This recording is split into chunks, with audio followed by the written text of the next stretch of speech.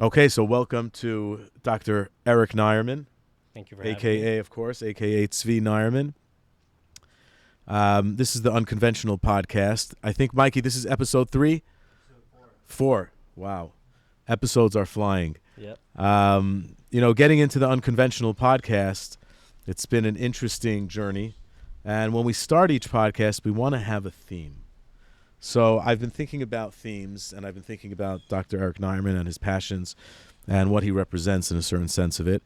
And for certain, he's unconventional. That's why he's here. Yep. That's why we are all here, to discuss unconventional things. But in addition, he's taken a real passion of his and has turned that passion into something of more than passion, borderlining into the next world of digital finance, leveraging digital finance in order to participate in a real passion of his, which he's going to really get into and discuss what that is. But not only has he been able to take a passion and turn it into an investment tool for himself, but he's also brought a lot of people along for the ride. And a lot of people, I think, myself included, have learned a lot already from turning passion into investment. So one of the things we try to do here at the Unconventional Podcast is introduce people who are doing things that can help educate other people so that they can take their passions and turn that somehow, with the new world of digital finance, turn that into something that they can talk about as an investment and as a passion. Right. Obviously we have an investment fund called Flow. We're passionate about real estate. We're passionate about plant medicine, and we want to bring people into that fold. Having you is an honor, of course. Thank you. A very well-known collector of I don't want to say much. You're going to just really get into it. But taking passion and leveraging the technology of today and turning that passion and using it for investment purposes. So that's sort of the theme, and I think we're going to cover a lot of topics. So why can't we perhaps get right into what you do, first of all, for your career, your actual profession, and then how you got into your passion, and then we'll talk about how you've leveraged technology to turn that into something of an investment tool. Right. So I'm a general dentist in South Florida. That was always something that I signed up for, to have financial stability. I love science. I'm a science major. I like helping people. So dentistry fit the mold of a good profession, safe, profitable, and a great lifestyle where you don't have to go in on call. A couple times I have to go on emergencies, but it's a very, very chilled lifestyle. Hence the reason I have Wednesdays now to talk to you about collectibles. For people who don't know, Wednesdays in the medical world is basically nap day and golf day for medical professionals as they get into a real trot of their career. I only know this because a few of my friends' dads are dentists, right. And Wednesdays are the days I would see them around town just, lazying about in like sweatpants, going to the bagel store. And you're like, you're a doctor, but people should understand. So today's Wednesday. We're recording today Wednesday. And you are a chill day. One of the benefits of actually being a dentist, all that hard work in school, is you got Wednesdays off. Right. And I will say to the people listening to this who are thinking about dentistry, just my little piece of advice, the reason that this phenomenon of Wednesdays happen is because people underestimate how stressful some of these professions are. Right. And it is. You think being a dentist is stressful? It's probably one of the most stressful jobs in the world. Nobody knows. Wow. Yep. Wow. I mean, why? What's the basis for that? Just out of curiosity. Everything comes down to the millimeter. There's no turning back. People need to be out of pain, happy, look great, feel great, has to last forever. There's a lot of pressure. You're talking on your about cosmetic, from the work we do. No, even not cosmetic. Even just filling standard. Comes out, you don't want that. You gotta do things in a mouthful, a sewer full of liquid, the size of a cup, and make people happy forever. It happens to be, first of all, great explanation. But if they could figure out how to remanufacture that device that suctions out saliva from the mouth while there's some performance going on by the dentist, somebody could maybe Somebody could they've made a better one. They made a little better. I have seen very, very little innovation when it comes to that particular device. This is true. And you know what? Why can't they make drills that are like, silent guys, already? please take this out of my mouth. You're like, no, we can't. You're like, They still haven't made silent drills.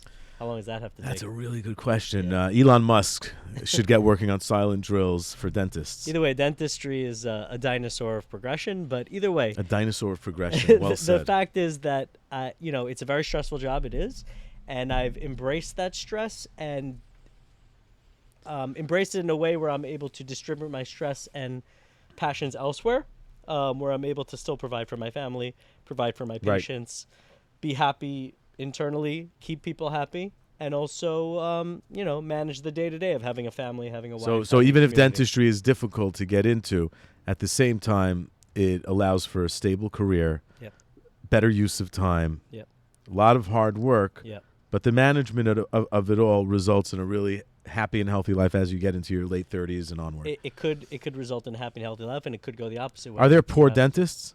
Are there dentists who are just not very good? I mean, and there's always something, but no, it's a very lucrative position. So anybody who's gone to school, they become a dentist, they're able to get a job at some either facility, clinic, and or become a superstar memorabilia type collector like yourself, which we have to get into the passion of. The thing I really want to share for people who are thinking about a job like that is that you really have to be ready for the life of it. The life of a dentist. Right. So there's probably a lot of floss. No, there's flaws, but there's flaws in everything. Everyone has their flaws. Yeah. Anyways. Oh, floss. Yeah. Yes. No, but the fact is, just going back to the thing, is that I've come accustomed to taking off a little bit of extra time with my family, doing passion side jobs on the side, and I've really come to a point in my mid to late 30s where I'm figuring myself out, and you have the time to do that, and Hashem, having a more productive and enjoyable life. So being a dentist, we can equate to actually having an impactful job. Just like any perhaps cosmetic surgery, a surgeon goes home, you've helped X amount of people today, plus you've made money, provided for your family, and off you go figuring out how to buy things before and for cheaper than anybody else can in the sports memorabilia, tickets, right?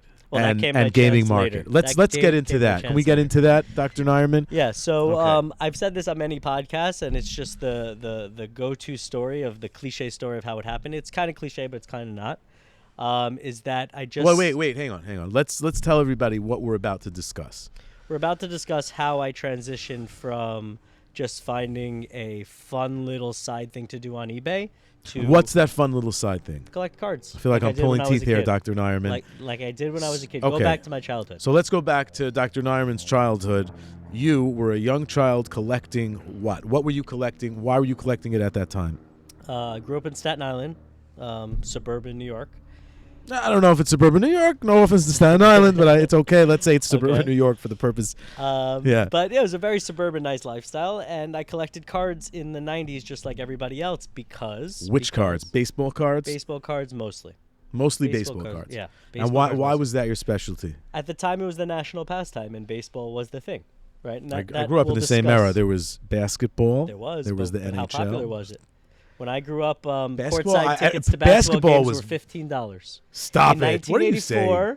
You were 4. I'll show you How old were you? Were you born in 1984? I'm going to bring my tickets out, and you're going to see what the prices are on those things. I'm very excited. And you can see the difference historically very on excited. How unpopular basketball was and how popular baseball was at the time. And I followed the trends. I went to a yeshiva. What my dad told me. I went to a yeshiva in Far Rockaway, New York. Yep.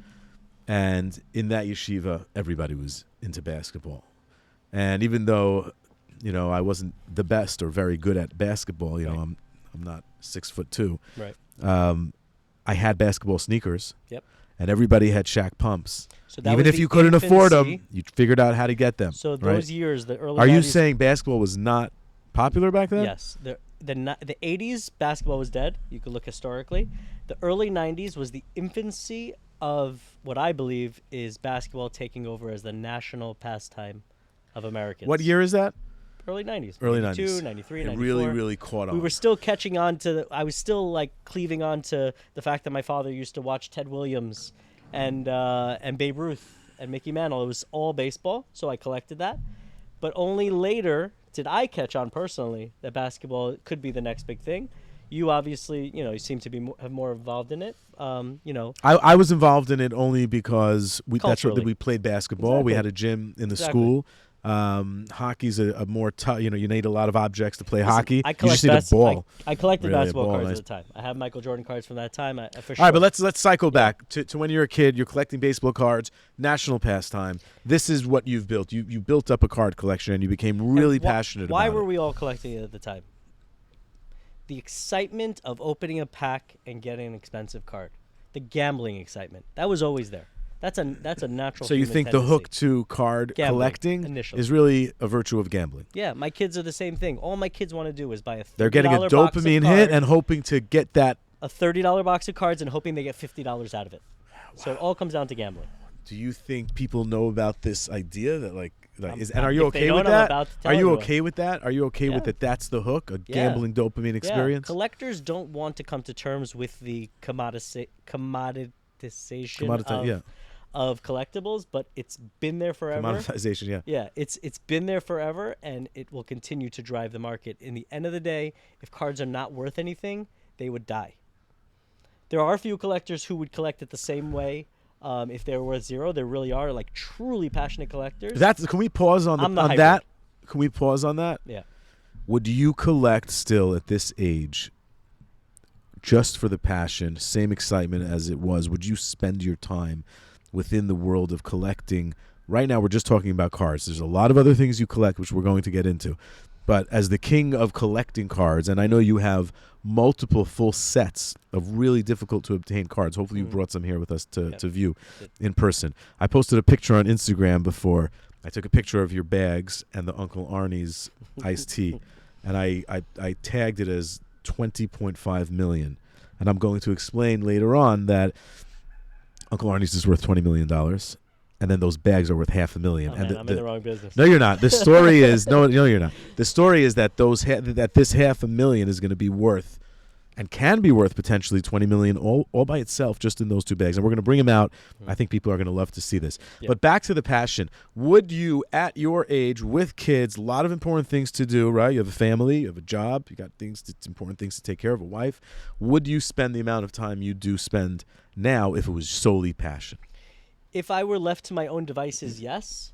But because I have gotten married. All right, because if you were left to your own devices, Yeah, yes. if I were still living in my parents' basement, for Right. sure. Do you think most? No, I won't go there. But if you were still living in your parents' basement, yes. But Because I have that nerdiness in me. That's where it stems from a little bit. so you you have to be mentioned a little nerdy. right. You mentioned you're a hybrid. Yeah. Um, But now that's where my hybrid comes in. I'm responsible enough as a doctor and as a family man to know that I can't be blowing major bucks on something that's, can't bail me out of a rainy day later on if I need it. right. I owe that to my wife and I owe that to my kids. My kids need tuition money, and I'm going to spend it on a Mickey Mantle card if it's not going to go up. I'm just not at a point of life. All where right, I don't can know do if you sound like such a passionate collector. But Okay, yeah, exactly. I'm saying and many people that's the point, take what but I that's just the point. said as a hack, and that's fine. Right. If you. But that's my point. I just want to land my plane. That's the point. Yep. The point is that you're a hybrid, and Exactly. therefore, because you figured out how to take a passion and turn it into an investment tool, Right. and because the technology is there, and I actually think the technology maybe is what gives you the sort of the fuel to be able to continue on your journey. Without technology, you wouldn't be able to feel so comfortable with the liquidity Right. So of your collection. One of my passions in this whole journey has been showing that considering money in the equation does not make you less of a collector. Or maybe it does, but you're still part of the collectible community. When I first met you, I thought it did. I know. Okay. Everyone does. Everyone And- on the cover of, if you judge a book by its cover, Wait. everyone looks I at you didn't like judge a you by. financial Did devil. not judge you by. No. That's not. No, just the opposite. I think you're a financial angel, and that's why you're here. That's what we deal with. I hear you. We deal with financial angels. Angels are people who get involved really early and help people with education and a couple of bucks, which is what I've seen you do. So, when I first met you, I think I thought that what you had going on was some sort of finesse, a finesse of a A pump and marketplace. dump. You can call it, that would be really bad. I didn't think it was a pump and dump. I thought you were just finessing Right. people. But let's call And it for what I know people think it is, which is a pump and dump. I don't think those people they haven't done their due diligence. Now, True. that being said, because of the way technology works, there's two things happening. There's an ability to cause and finesse people out of their money by just valuating and things then throwing your bags yeah, on them. exactly, and then leaving them with the bag to hold, right? So you're overinflating values, you're leveraging technology to do that. But what the technology has really done, in my view, is you can now spread this passion to everybody and show them why, if everybody gets involved, we have a new asset class here to collect and trade and buy into. And and that's where we can have a whole currency conversation, but I really want to try to stay focused on the collecting. But let's go back again to baseball cards, starting with baseball cards, collecting at a large scale. Was there a pause of time where you did not collect in your life? Well, I was not collecting at a large scale. I was collecting like a regular... But you've got to a large scale. Well, when was that transition, and was there a pause in between? Yeah. So, as I said, my passion as I was a kid came from, having the cards that of the players that my dad talked about. There was definitely some heartstring pulling there. There was some nostalgia. There was some tapping into the past, which I'm a very past-related type of person. I think I'm an old soul in that way. So there's a lot of that. You specifically think you like to tap into the past more than other humans. Yeah, okay. Definitely. Okay. And then with that and the fact that there was that gambling tick where it's like I'm a kid and buying a we're gonna get back box into of that. Okay, the pack gambling of cards, tick. which I remember when 1995 Emotion basketball set came out. They were $5 a pack, which was unheard of at the time. I mean, packs were $1.25, a $5 pack. And there was so much hype around that set. Every time my parents would come home with $5 from something, or I would make $5 selling other cards, I just run over to this guy's garage and buy another Emotion basketball pack. Why did they come out with the Emotion basketball pack? What was special about it? It was so artistic. I collected the whole. I ended up collecting the whole set. I still have the binder of the entire set. I bought pack after pack after pack after pack because I thought. What is that valuable today, or that's passion? Not valuable. Bubkus. Worth nothing. But that's exactly what I learned from this whole thing. I said, if I'm going to do this again as a responsible family man who can't just throw $100,000 in the trash because I have to support my family and my kids, I need to do it with money in mind. I need to do it with investment in mind. I want to re-tap into my passion, but do it right this time and know that in 10 years, I'll be able to enjoy what I've collected during those 10 years and tap into that nostalgia and also have money for a rainy day if I need it. I needed both. I'm not going to do it again. So wrong. You spent a lot of time collecting this large set when you were a kid. You still have that set. Today it's worth zero. $100. Okay, cool. Spent a lot more than $100 worth of time collecting that, probably. $500 in 1995. Dollars? So if you You lost a lot of money on that bet. Yeah, leverage that for inflation. I lost money. You lost money on that But bet. I still love it. Right. But what I want to get at is if that's worth zero, what do you have today, and what's that going to be worth 20 years from now, or 30 years from now, versus having to trade in and out of these kinds of cards that you're apples and oranges. That's where I'm at. So you would say the collectibles market has shifted. The collectibles market have shifted, and the way I've collected has shifted to the exact opposite extreme. It's things that have to not only pull at my heartstrings and be exciting to collect, but have potential huge upside. All right, so great point. So you, with the knowledge you've obtained today, perhaps leveraging and using technology, you can know that you would not have collected that collection that you collected when you were a kid with that knowledge. I didn't, just because nobody knew at that time. What do you mean nobody knew? Like, nobody knew what would be worth millions in 20 years. People knew. Some people knew. I didn't. There are people who knew back then to hang on to a Mickey Mantle.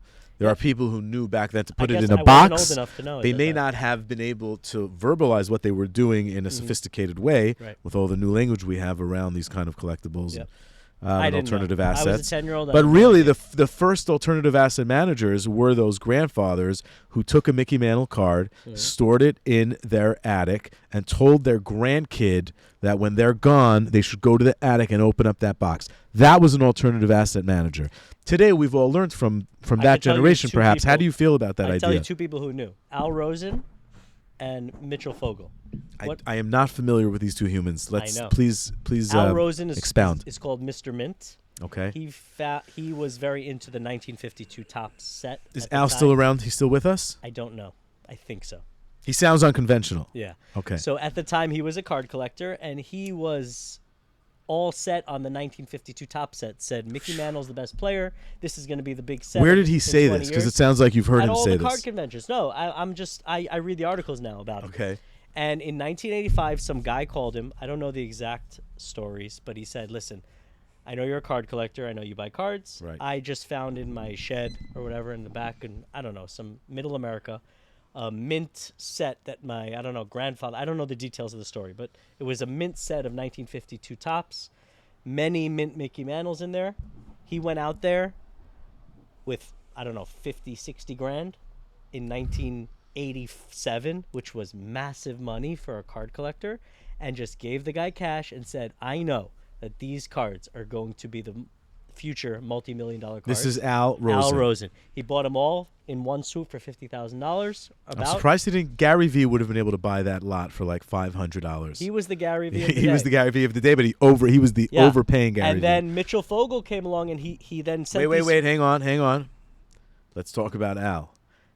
Do you know where he found that collection at the time? I don't remember exactly what state it was, but some trucker who had these in his shed for some reason, whether it was from his grandfather or he had. Jamie, can you pull up which year his name became Al Rosen? Al Mr. Mint Rosen. Al Mr. Mint Rosen. Let's pull him up and put him on the screen. Because he was the only guy at the time with mint Mickey Mantles. And he was the only one who realized that he would be, in history, the only person who ever will have mint Mickey Mantles. They won't come up. And that's, we'll see what I get to what I did in video games. And how much of that man's energy would you say lived within your thesis of collecting? I didn't find out about him until a year ago. I didn't even know about this guy. This means this is new news to us both. Yeah, I knew. When I said I don't know that guy, you were like, I know, but you only knew it for a year. Yeah. So this is even new information. This is like backwards. Once I knew where I was going with this. So we know something together in a nice time frame of your collection, that there was a guy, Al Rosen, who went out somewhere in the USA, bought these cards. You have to connect with this guy. You are this perhaps guy at some. There's some connection. So I'm there. reincarnating that in video games. That's what I did in 2019. Whoa, Dr. Nairman. I know as a doctor you need to be quick with your patients to turn tables, but here we go slow. We need to talk about let's stay. Each point is really important so people can understand what you've done, why you did it, and how you turned the passion into investment tools. So you started with baseball cards. You've explained a thesis so far regarding really how people have taken and guessed with knowledge and their own sort of data. Educated guess. Al Rosen was educated. He had some knowledge that other people didn't have, and he made a bet. He made an educated guess, yeah. What was he put that? His money down on how many times did he turn that investment? I don't know the numbers, but I know that's how I was getting to Mitchell Fogel, that Mitchell Fogel was a passionate Yankees used bat collector, just a passionate, wealthy guy. And he decided... What year was Mitch? In the early 90s, 91. Yes. So Al put all these mint Mickey Mantles up for auction. The person who paid the most for the nicest copy at the time there were two people. One is I don't remember his name. He's a waste management CEO at the time. A wealthy guy. He paid for one of them $50,000, something like that, or $40,000. Who put him up for auction? Al? Al. Okay. And then Mitch. And how many cards were part of that collection? Do you know? I think there was a lot of cards, but I think around 7 or 8 mint Mickey Mantles. He's crushing it already. How many years after this guy bought it did that happen? Do you know? Right away. Like he made money. He knew. He knew that there were collectors out there. Love I found hearing something, these stories. And I'm flipping it for profit. Alhamdulillah, Baruch Hashem. This is great news for So Al right away Rosen he made a family. killing in 1990s money. But the clincher is that at the time, people were applauding Al Rosen because you found something and you flipped something, you made some money. Good for you. But they were laughing at Mitchell Fogel and the guys who bought it. Who pays $50,000 for a sliver of cardboard? Wow. In 1991? Why would they do that? Nobody understood. What are you, an idiot? Oh, you're some rich guy who's laundering money. In other words, Al was probably the moron before he flipped him. Then he became the genius and everybody else was a moron. And then everybody was guessing. Opposite. Al was the moron. I know Al was the moron, then he became a genius when he flipped like it. the genius. Yes. And now Mitchell is the moron who is now the genius. Right. Now he's the genius. Now what did Mitchell do with these cards that he bought from Al? Mitchell graded them when grading came out. Okay, so grading didn't even come out decades. Yet. 10 years later, PSA came out. Mitchell said, let me grade my mint Mickey Mantle. Let's see what it grades. Grades a 10 out of 10. Let's talk about grading. Let's continue the story, but I'm just remembering myself. I'd like to go back to grading. I'm very interested in that subject. Go for it. This is just so you know. I don't know the company of this wine, but I do. Spanish. It's so yes, it is a Spanish wine company that's kosher. It's called Cordova. It's my favorite Spanish table wine. and that's because I think there's only one kosher Spanish table wine, and this is it, as far as I know. It's rare. It's rare. I'm a big fan. This is a 1 of 1 bottle that I bought in some kosher grocery store here. They sell wine here in Florida, which is very interesting. I think so. It's probably more like a $5 bottle. They sell it here for $20. And at some point, just because we're on the topic of wine, and I don't know if you know this, Trader Joe's used to have a wine, a kosher wine. The $5 bottle. I am, and I'll tell you why I'm so connected to wines. And when my parents, I grew up very Orthodox, as an Orthodox Jewish kid, son of a rabbi, and we didn't have a television in our home. But when my parents went for a little vacation to Miami, to my grandparents' condo, I got to stay with my grandparents. My grandparents had a TV in every room. Holocaust survivors, the second TVs came out, Holocaust survivors would put TVs in every single bedroom. Yeah, they wanted to live their life. Today, not everybody has that, actually. People have small devices, but really, there was a good time in between where there was a family room with a TV. Back then, for some reason, every room had a TV, and I used to love it. And they had a good TV. It was a Sony TV, real good Sony TV. When it went on, you could hear it. Poop. It was really, really good.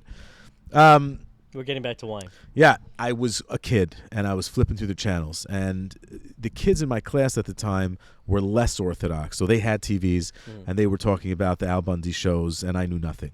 And I felt very left out. Love and Marriage. Love and Marriage. You remember that? Love and Marriage. It's an institute. What is it? It's an institute you can't disparage. An institute you can't disparage. So that Love and Marriage show, I would try to watch it. So when I went to school, I can, of course, speak the language that everybody else coming from the other side of the tracks where the rabbis didn't live, what they were talking about. I wanted to very much talk about that. We're getting back to flipping. wine. Yeah, of course. We're landing the plane to wine. Flipping over to wine, I was flipping through channels, and I got to see this exhibit of wine connoisseurs that they had gathered from all over the world. And I wish somebody in TV can remember this. I don't know. Maybe it was like a CBS program. It was some program. I don't know. I don't remember. I was a kid. They brought in wine connoisseurs, and they were all tasting wines, and they had mixed up $2 wines with hundreds of dollars or thousands, very large disparity in dollar price on the wine. They blindfolded everybody, and then they were publicly on camera asking them what they would rate it, and so on and so forth. And you can be certain that the highest rated wines at this event were the cheap ones. Yep. And that stuck with me forever and ever. Wine is an experience. Till one day, Trader Joe's came out with a $5 bottle of wine. They were selling in Union Square only in Manhattan. I think for the region at that time. And my friend, I didn't work in Manhattan at the time. A friend of mine did. I remember that store on 14th Street. I used to go. Yes. Yeah. And I sent my buddy there because he worked in the city. Right. And I think that store's still there, if I'm not mistaken. So, still there, big attraction out there in Manhattan. And he would go there and come back with cases of this stuff. We lived in a condo building at the time. Anyways, that was my lesson of wine, and that you should enjoy wine because you enjoy your wine, not because Gary Vee is selling it to you with a moving monkey that says, "Hi, I'm a moving monkey." Why? You know what? I did tweet at him or message him, "Hey, this is not kosher." I also tweeted and messaged Dave Portnoy, "Hey, this pizza's not kosher." Well, Dave is at least Jewish. But his pizza's not kosher. What kosher is? Totally different topic. Getting back to wine, yeah, of course you should have more wine. Spanish table wine, best wine, big fan. If you want a well-priced, l'chaim, Shem should bless everybody. If you want a well-priced Spanish table wine, Cordova, I love it. We'll drink it. Anyways, back to Al Rosen. So Al has looked like a genius because he's flipped it to Mitch. Mitch and many other collectors. Mitch wasn't that smart. He didn't buy the whole thing. Of mint 1952 tops for $50,000, and he's flipping just the Mickey Mantles in it for $50,000. Right, I understand. He's making money. I'm hoping the Rosen Trust exists, and the Rosen family is eating off of those cards. And if you are, please reach out. We would like to talk to you because that's fascinating. So the fact is, I later was inspired retroactively by these stories, but I saw it happen over and over again. All these guys who either were collecting baseball cards in the 60s or collecting baseball cards in the 90s or were collecting basketball cards in the early 2000s. I was going on Instagram and seeing Nat Turner, which we'll talk about later. He's now the owner of PSA, but at that time he was just a tech entrepreneur who was obsessed with basketball cards. So he was the Mitchell Fogel of the early 2000s, buying the sickest basketball cards at the time just because he liked it. And also making money. You don't think he had an angle of investment just like Al Rosen did, just like Mitch did? I don't think so, because, I mean, again, that's not, he could answer for himself, but he's had interviews where he said, he was asked this question, if cards went to zero, would you collect exactly the same? Yes. He said yes. Yes. Now, yes, yeah. Do you believe him, though? It's easy for a billionaire to say that. Right, right. But I'll tell you something. I want to tell you something. He doesn't do it for money. On the topic of billionaires, I believe him. I believe him too. Because most billionaires come from nothing and started from nothing. People don't think that this is true, but most billionaires come from nothing and what they have. So when he says that, that means if he did not have 2 pennies to rub together, that means he would find them to buy a card, right? The same cards. I agree 100%. And that is why I'll trust a billionaire who tells me he would do the same thing with or without money. When people say, oh, the billionaire, it's easy for him to say, I trust those people more because they have the money. Yep. Right? They've been there. Okay. But he anyways, also was doing it before he had the money, which is also super a big cool. sign. Yeah. Super cool. So either way, I looked at people like Nat Turner, and I looked at these people, and I was just so inspired. But the problem is, I had the idea, but not the capital yet. So I then, whatever. We'll get into this Mike Trout. Not whatever. Never whatever. Just you can talk it through. So you can slow it down. Basically, let's go back. So the Spanish table I one, collected yeah. cards as a small kid. I stopped because I didn't have the money to spend, and it wasn't proving lucrative. So I took that break that almost everyone took. Right. Some people continued on out of passion. I didn't. Okay, I went on. I became a dentist. Now I'm in 2015. I'm opening my own practice. I'm making some money. I have $1,500 a month at that time to invest in something and make passive income. Who doesn't want to make passive income? Okay. So I start looking into stocks. I buy Invisalign stock because I'm a dentist. Invisalign. Yes. Okay. Mikey's got it. He's looking I say great. Invisalign's taking over the world. Let me in. That's going to be a big company. Let me take my $1,000, buy Invisalign stock for $175 a share at the time, and it's gonna make me money. So I started doing that, and Invisalign went up and down, and it was like stressful and fun, but like boring, very boring. It didn't tug my heartstrings. Then I come upon an article that shows me and details how over the last 10 years, the Michael Jordan 1986 Fleer rookie card I love that. Yeah. has outperformed in value many of the top stocks. Holy shit. We try not to curse on the podcast, but understood. I get the sentiment. Holy hell. You're close. That's my 2 worlds right there. Something I did when I was a kid, brought me back to my This is childhood. 2015? And could be also a passive investment that I could buy a 1986 Fleer, show it off to my friends, show it off to my kids, feel good about myself, know that I'm doing something cool and that I personally enjoy, and also maybe sell it later for 10x. Holy shit. Holy hell. I'm in, right? I'm We're in. That was my light bulb moment. Such a good light bulb to have. Yeah, retro. Looking back, yes. Yeah. But at the Freya. time, I told my wife, for those and that know, if you she know, you almost know. kicked me Lima out of the Freya. house.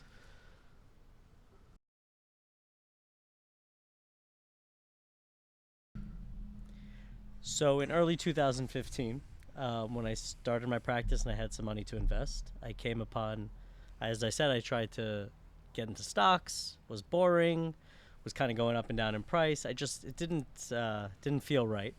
But then when I discovered this idea that, or I was turned on to this idea that I could buy baseball cards that I bought when I was a kid, but do it the right way, professionally, with education and knowledge of the market, and collect and invest at the same time. That was my real light bulb moment, where I realized that I could collect like the passion in me wanted to, but I could also invest like the responsibility in me needed to my family and to my wife and to my kids, that I needed to be responsible with my money. You can't just have fun on other people's dimes. You have to be responsible.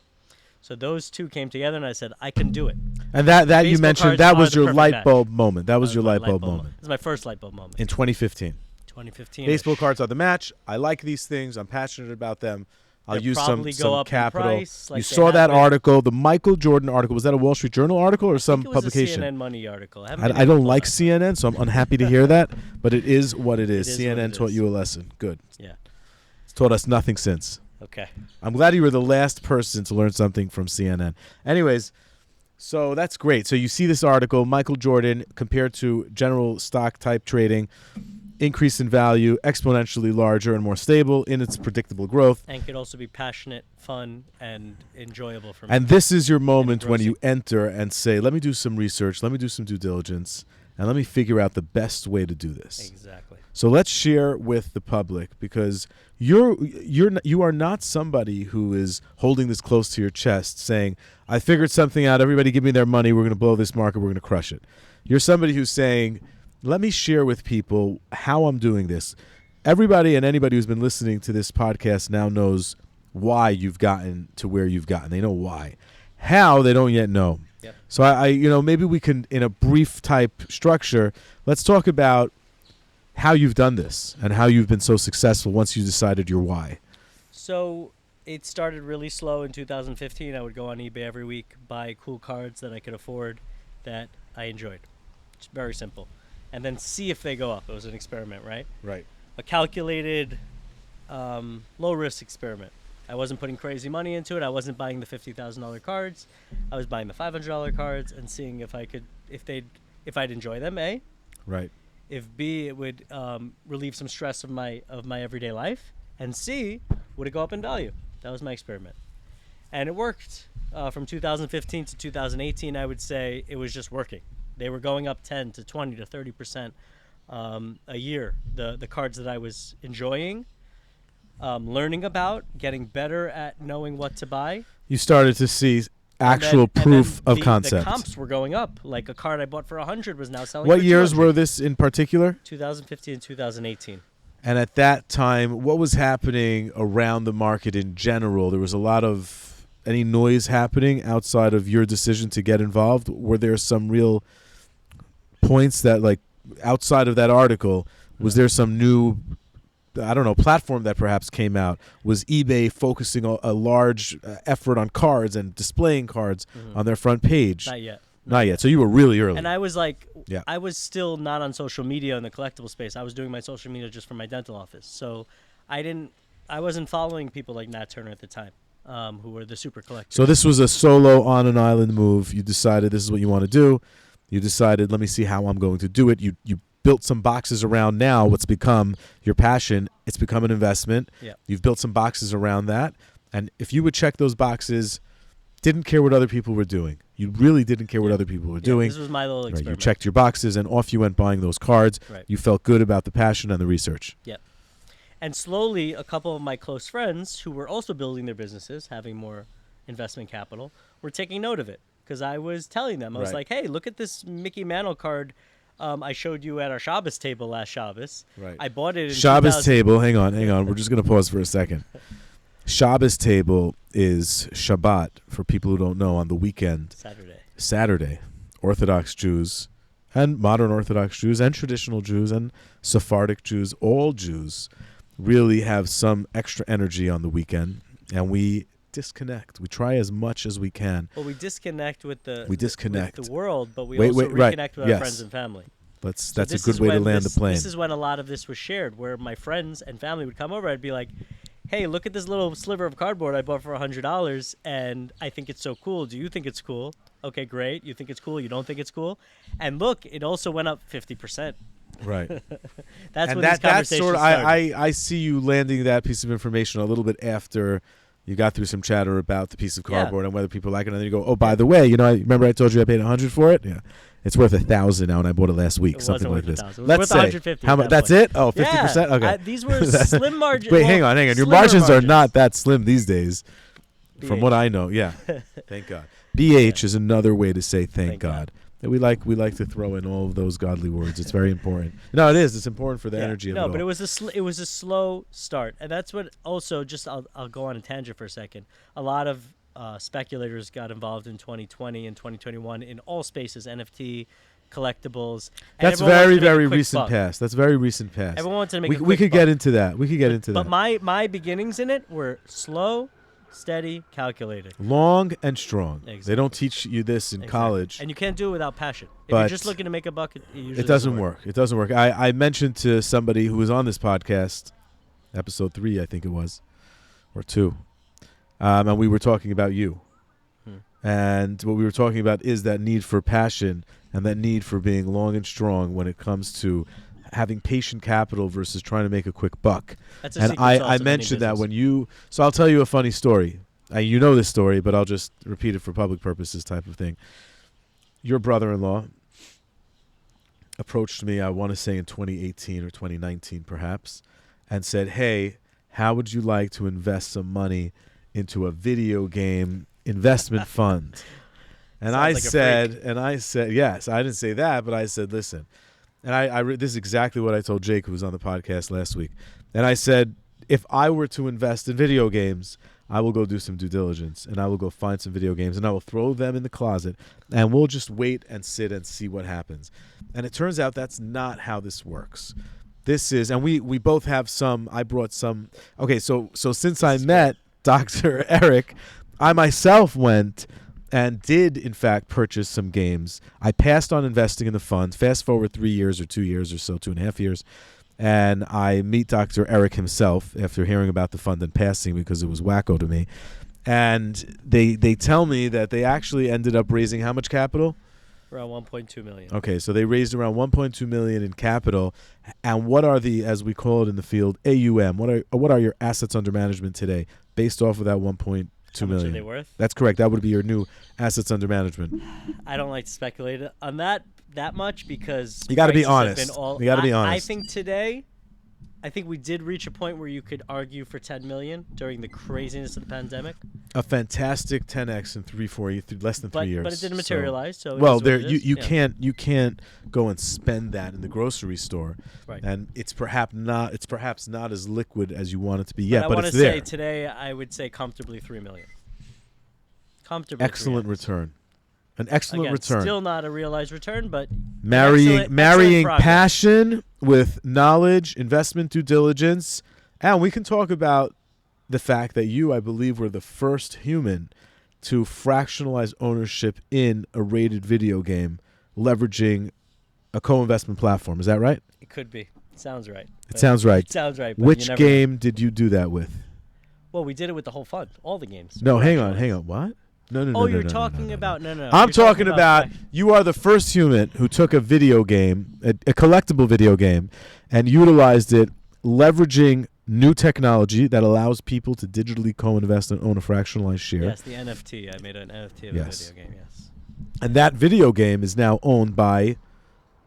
Somebody else Yeah. who bought it. That's not fractionalized. Hang on. So let's rewind. Yeah. You were the first human who took a video game and sold it as an NFT for the purpose of owning that video game. And somebody bought that NFT and owns that video game. Yes. And there was the a NFT bidding title process ownership. on that, and you I got paid in utilized Ethereum. Yes. and you utilized. So let's go on to that a little bit. So my mistake. I also know that you were very interested in the fractionalized ownership Right. But that was ideas not on the blockchain. That's just back in the day. fractionalized. Nothing to do with blockchain. We'll get to Yeah. the blockchain. What I mean is that I think you were the first individual that took a video game and leveraged technology to perform such a sale Right. that involved an NFT. Yeah. It involved the trading of crypto. So you weren't just focused on cards and turning this into an investment thesis. Your whole energy supports living as a visionary, investor, really. That came right? later. That came later. To be honest, at the beginning, the fund was set up, and I don't think we really explained it. But I set up a fund that I understood the fund. right because I've spoken to you. No, But for the- before, when Yeah. it was mentioned No, to me. for I understood the public, idea. For the public to understand what we're talking about. Right. How I transitioned to realizing I have a passion for video games, but not enough capital to do it the way I envisioned in my mind. You knew you needed to have an economies of scale. Yeah. Which is if I'm going to go into a new territory, I'm going to do when I started with baseball cards, it was a joke. I was a 10-year-old. Then in 2015, I realized I have to do it like a 30-year-old. I have to make smart buys, invest the right amount of money, watch it, learn it. Then the next level was if I'm going to get into a new asset class like video games, which I think is so nascent and so new, I'm going to do this to the max. Right. However, I ran into a money problem because I don't have $2 million to pour into this space, and I really think at that time it took $2 million to have one of the best collections in the world. So Right. that's when my brother-in-law Mark came in, and I told him this, and he came with the idea of his background in finance and his background in real estate and said, let's do a fund for video games. And that blew my own mind. Right. You were He like, blew wow. my mind. I'm like, wow, wait a Dentists, minute. dentists should listen up. That was Dentists can do this. That was my second or third light bulb moment where it was that, okay, we now have a pathway to do this. It's going to look like it didn't come off well to collectors, right? It was that's why we discussed previously, would you be doing this with or without capital? And your answer was I didn't yes. have the capital. And Nat Turner's answer was yes. And I believe both of you, of course. And now that you got the capital, it's the haters always looking in saying, oh, this guy just raised $1.2 million for a fund to buy video games. For money. Right. Shame He's on not a real him. collector. But really, they're like, I wish I could be doing that. I just don't have the courage. I don't want to speculate on Well, that. I'll speculate on it because I don't have the emotional connection to the whole drama But of it yeah, all. but that's what came out. And there But at the is end of the drama. day- I just want to say there is drama in the collectible video game world. There's real drama involved. Yeah. I got to know of it through you, and the idea of these private markets having their own private TMZ going on, where people are hating on one another. Right, these self-imposed watchdogs on a marketplace that are like, hey, our neighborhood used to be like this, and now it's changing, and we don't like that. And we're like, yeah, well, you're the problem. You're right. You're not a solution. You're the problem. We're the problem. solution. Yeah. There has to be change. There has to be forward motion. If people would calm down and do a little more due diligence into how things are going to change, and we were speaking of this before the podcast, which is diving in between the froth and seeing what's beneath, right, The in the calm advancement water. of technology is scary for old people. Older. We Scary don't for old. older We are old. It's always the For older advancement people, is it's scary frightening. to what you're used to. People don't like change. So if you're used to collecting The human condition does not like change. baseball cards, Yes. you can't imagine collecting NFTs. If you're collecting NFTs, you can't imagine if art is made by AI. And in the future, AI artists are going to have a problem with whatever's next. I love AI art. I love the idea. I know, and I do. I love the idea that the artist of the future is going to be the one who knows how to best manipulate AI to market produce the best market it. piece of art. No, Yeah. well, no, hang on. Listen to that for a second. Right, Leveraging that will take AI talent. AI will requires take it talents. requires Yeah. you to know how to use AI. Could be. Anybody with AI can go on Chat GPT and ask it questions and interact with it and have it actually put They're gonna be together. experts. Like right, there are going to be experts, and I'm already seeing people, young people, who know and understand how the algorithms behind AI works, and they therefore know and understand how to integrate that with your business. Not your business is over, but this is going to be integrated with your business. I am the AI specialist. I am 15 or 18 or 22, or Mikey's 26. Great number. It's the numerical value of God's name, so it's a great year for you, Mikey. True story. You know, you can fact check that. Anyways, let me reflect on that. Go when ahead. you're done. I want to reflect on the fact that this Reflecting. advancement. I'm so happy you can reflect on and, something. and my experience in how this is advanced. When I first got involved, I thought it was a innocent project that I took upon myself, and I had a ton of backlash, like public backlash. People were getting on blogs at the time. I remember. And just a lot of bashing bad me, drama okay? again. Like with So, like, I'm how like, did you deal with that? Whatever. That's a different conversation, different podcast, different podcast. But the fact is that I was shocked by it, and I really didn't realize how sensitive these people are, and how traumatic advancement was for people. For their system, for their way of doing Everyone things. has their trauma with their specific But advancement. it's not like PSA didn't exist at the time you were getting involved Right, in the space. and So I don't understand I'll that. tell you when I had this light bulb moment, another light bulb moment, that I realized what I was doing. And I hadn't realized what I was doing, and I realized what I was doing, and I had to take ownership of what I was doing. I went to TMG, which is called 2 Minute Games. It's a video game conference in Philadelphia held every year. I flew out to Philadelphia. It was my first time getting involved in video games. Let me see what's out there. Let me see the market of video games in person, in the flesh. People trading games at a conference that flew out to trade video games. Let me see it. What an experience Yeah. to see that. I go out, and the line is just filled with people wearing floaties and dressed up like Star Wars characters. And there's a concert going. Very nerdy for me. Very nerdy. I didn't expect this. It was a nerd convention. You're a dentist from I South really, Florida. really, You really showed don't up. mean to, Right. To put down. No, I don't think anybody would take offense to that. I think Okay, I'm sorry I for think saying they it, but to own me it they was a own nerd that convention. that space. It's a great space for them. And I bought graded people games, who are and in that people were space. cursing me out. were saying like in person at in this event, person, they knew who cursing you me were. out. They're like, you guys are the guys who are entombing our games that we want to play. You're burying them in a plastic acrylic. You're commoditizing them. You are the devil. And I felt like the devil. And I remember turning to a fellow collector. His name was Mark Haspel. He was a big-time comic collector, and he was part of CGC, which brought comics to grading to the market of Don't comics. forget, we're going to talk about grading. Yeah. I am very interested So in Mark, that topic. I turned Okay. to Mark Haspel, who was standing next to me as I'm getting cursed out by these video game enthusiasts, let's call them. And I said, what the hell is going on here? What's wrong with these people? Are they off? And he said, So you would go buy a video game, and somebody would be like, no, I was by the video game grading people table, were and people were coming cursing us out. Bro. Being like, you guys are what do you mean devil." you were at the grading table? There was WADA had a table, which is the new grading company, which I was supporting. Right, I was heavily at that I was time. at their table. They You were you trying were to get out you were in the trying market. to not trying. You leveraged WADA's. Yeah. You saw the future. You're the Al And I Rosen. got behind WADA.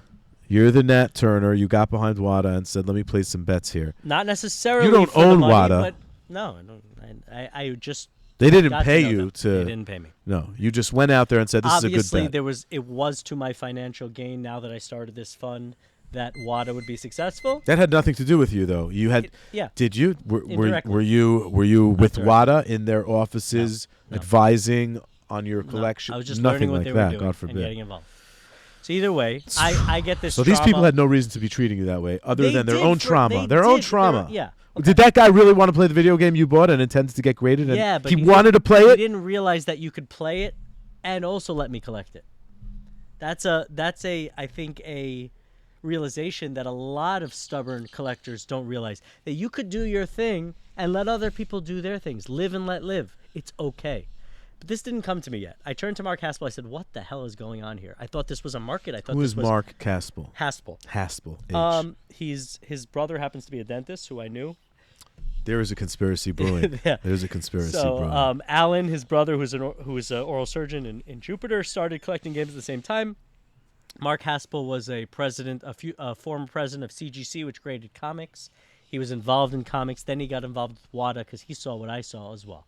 Either way, I turned to Mark Haspel. I said, "What's going on here?" He says, "Dude, this is exactly what comic conventions Got were it. They like knew. in 1999 They knew. and 2001 when I was Same coming out with game. CGC. It's just a reincarnation of history. What a You're great going to get so industry. much backlash. What a great but 10 industry. years from now, this is going to be a marketplace for video games." Right.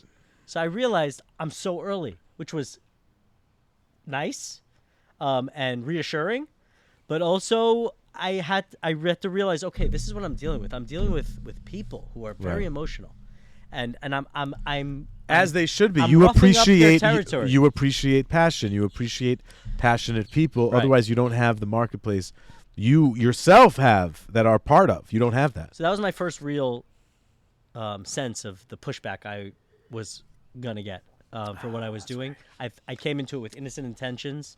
Yes, finances are a lot of people evil to people, but it wasn't about that. And I came in with good intentions, but I realized that's not going to sit right with a lot of people, and that's okay. I like to meditate in a sense on that a lot. The sort of requirement of money to get involved in spaces all the time when they're just really these innocent, passionate hobbyists, and then like somebody takes over. Now something like this happened in the coin market. I believe it was in the 70s or 80s.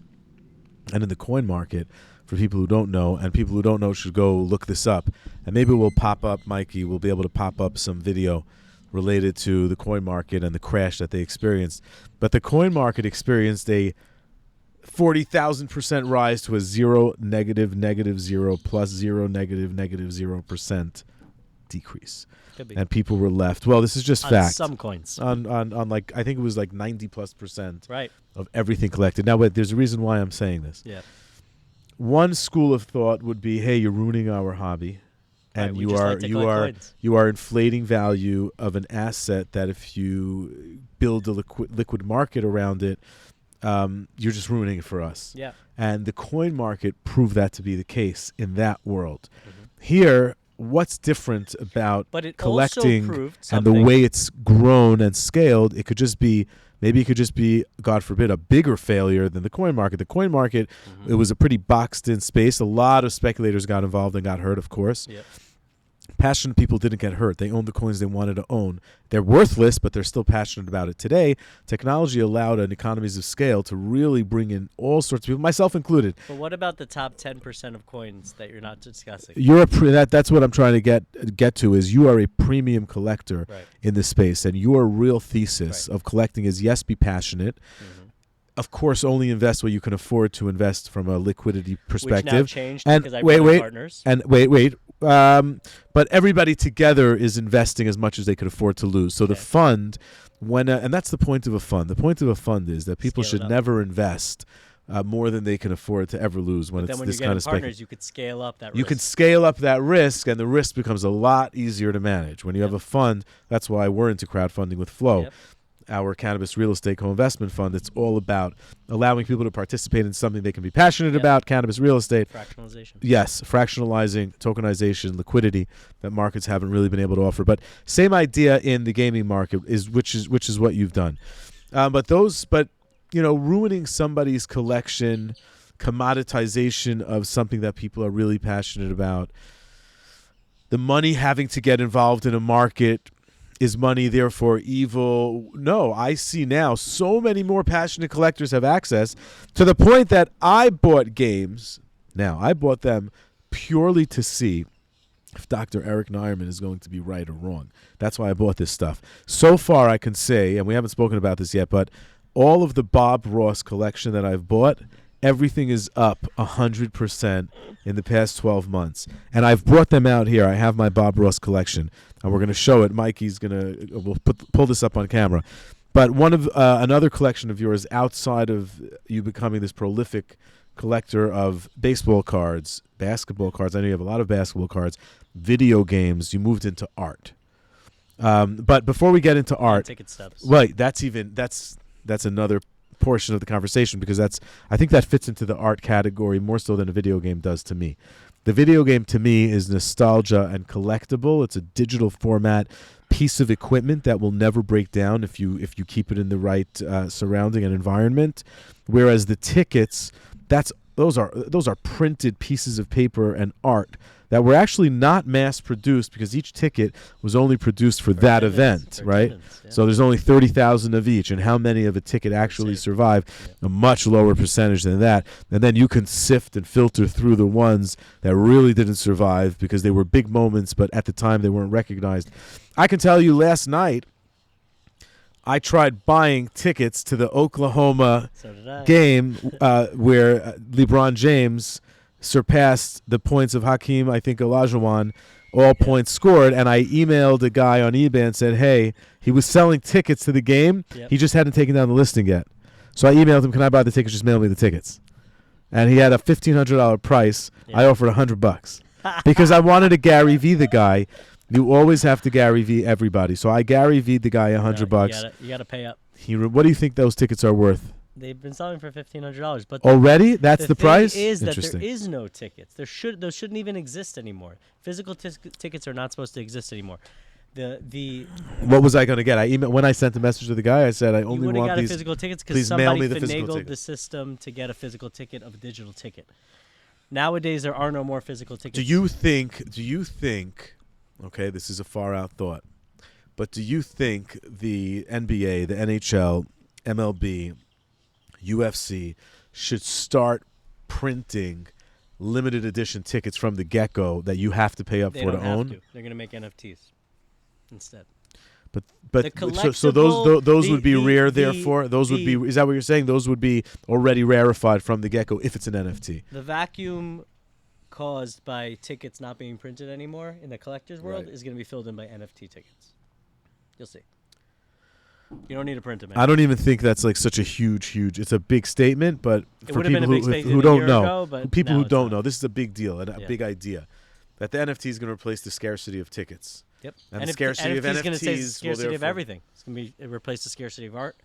It's just the further advancement of technology and collectibles to the new generation. People who are watching this should understand in the mind of a collector what scarcity means.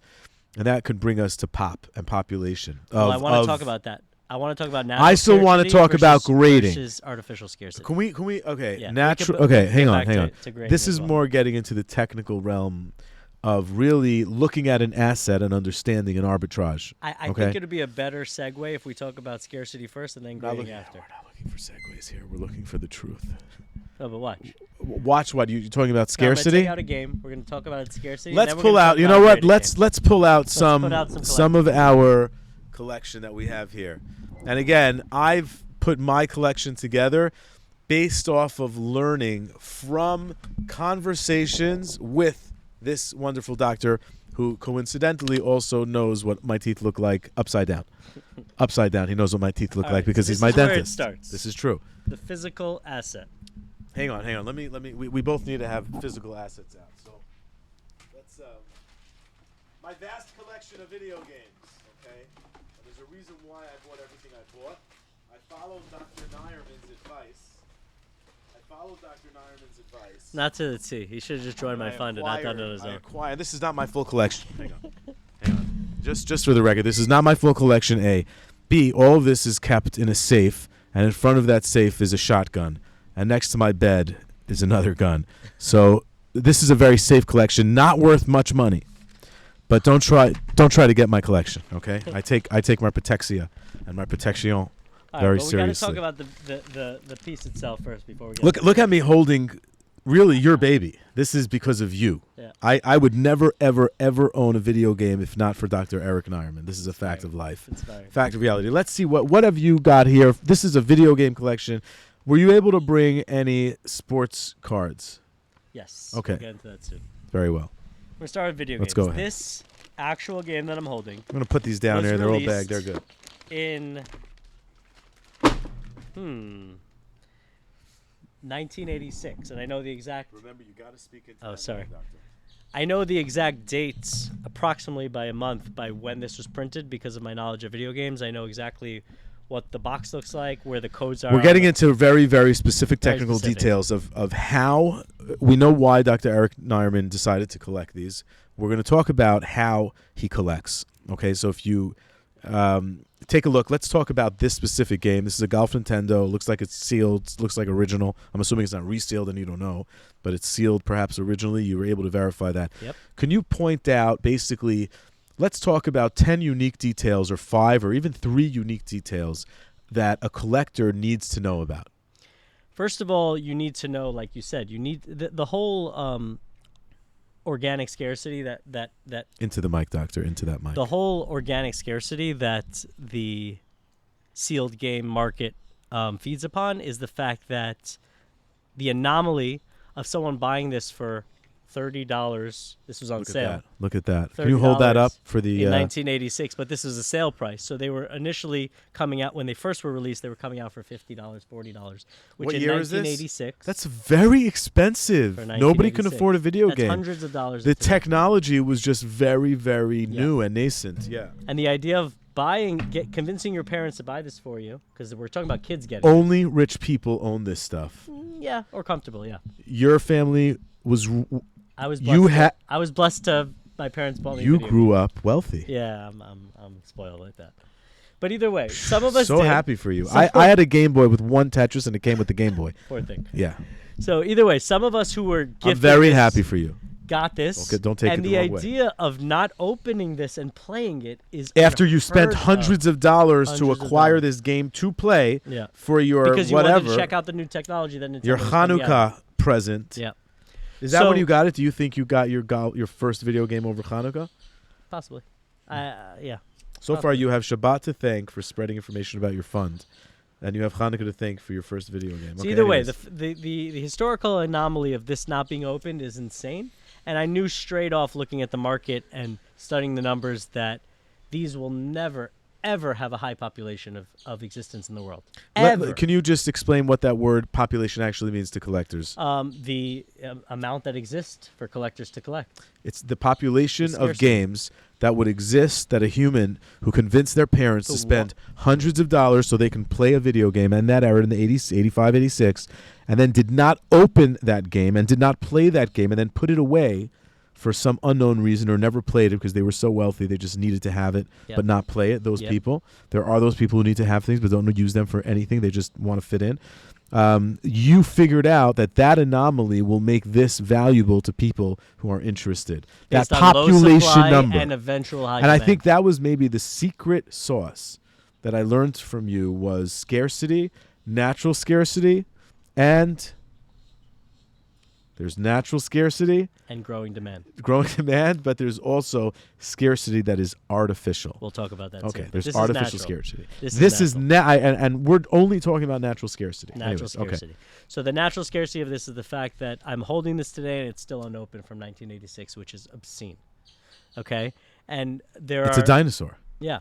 But there's also... Are dinosaurs real? What I love about the conversation. market is there's very definitive signs on the box that you could tell that this was sealed by the factory of Nintendo in 1986. So far, we have now two notes to note. One is population, and one is a seal seam. And how is this product sealed? An H-seam seal, which was identified by experts to say that this was the exact way that Nintendo sealed their games in 1986. Was there a reason why they did this? Was it cost effective? Did they? You don't know. It wasn't a mistake. You have to this ask is the the people H at seal.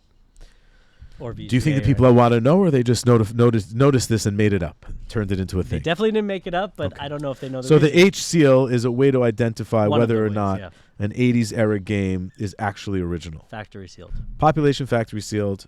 H seal. H-seam. H-seam. This now, is the seam. let's take a look at...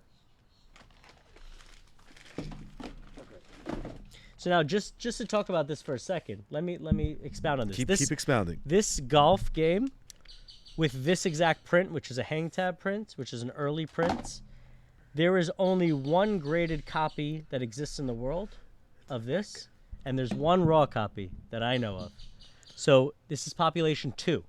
There are only 2. You know of only one other in its existence, this is a pop 2. This means that there are 2 as far as your research. There could be a couple more out there, but this is right now, out of all my research that I've done over the last 3 years, uncovering stones, asking every collector, looking at every population report, this is the second copy known of this print, sealed. What is the value of this to you? Whatever I sell it for. That's the beauty of rare collectibles. So this perhaps does not the really value have a is, value. is now passionate, and the eventual value is going to be based on the next sale. Has something like this sold at auction? Like this, yes. This exact title and this exact print, no. And what has that most near to copy sold for? I mean, it depends on the title. Mario's have sold for $2 million. Well, a golf. A golf, the better versions have sold in the $20,000, $30,000 range. And what do you think you paid for this?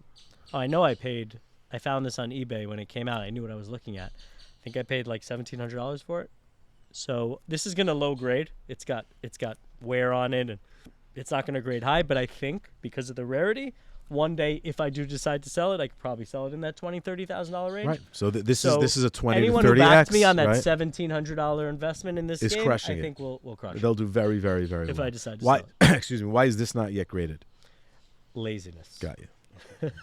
So you have grading fees got too high, and I needed to wait it out, and I really need to send it in this week. So can we segue into grading from that? And you were right. What a great segue. Yeah. So now let me pull out a graded. Let's pull out a graded black. Yes. We only pointed out a couple of notations on this collectible. Yeah. There's plenty more to note.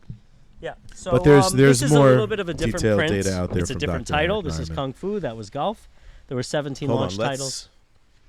I'm not a patient. You don't need to get me out of your office to get the next patient in. So Nintendo came out What's with happening here? 17 in this? launch titles. Let's hold this box up. Kung Fu. Oh, yeah. Let's hold that up for the camera. That's a Kung Fu Nintendo Entertainment System game, and it's in a box. Why is this in a box? This has been graded and Excellent. authenticated and By whom? By whom? entombed forever. By whom? Who has said this this is is? VGA. This is the This company. is the OG grading company, the that's VGA been guys. doing this I since the remember early them. 2000s. They were the first ones to really, really, really start this market, and market always starts with grading and authenticating and knowing that when I sell this to someone, the person who I sell it to knows exactly what they're getting. They're getting an authentic game. They're getting it graded a certain amount out of 100 or out of 10. So this becomes like a GIA certified diamond. Used to be in the 1800s, we knew diamonds were rare and collectible and had store of value, but unless you were a real pro, when you were buying a diamond, you almost didn't know what you were getting. Let me tell you something very quickly. Can we it's a parallel and related to what we're discussing here. Yeah. My dad's first cousin, and I can say his name because it's public information. My dad's first cousin, his name is Marty Rappaport. This gentleman, Marty Rappaport. Diamond family? Diamond family, but I'll explain to you how they're in the diamond business. And I am not in the diamond business, and I did not grow up anywhere near the diamond business. But this fellow, Mr. Rappaport, he noticed exactly what these grading companies noticed. There's an item that's trading amongst people, and nobody knows what the heck is valuable or not.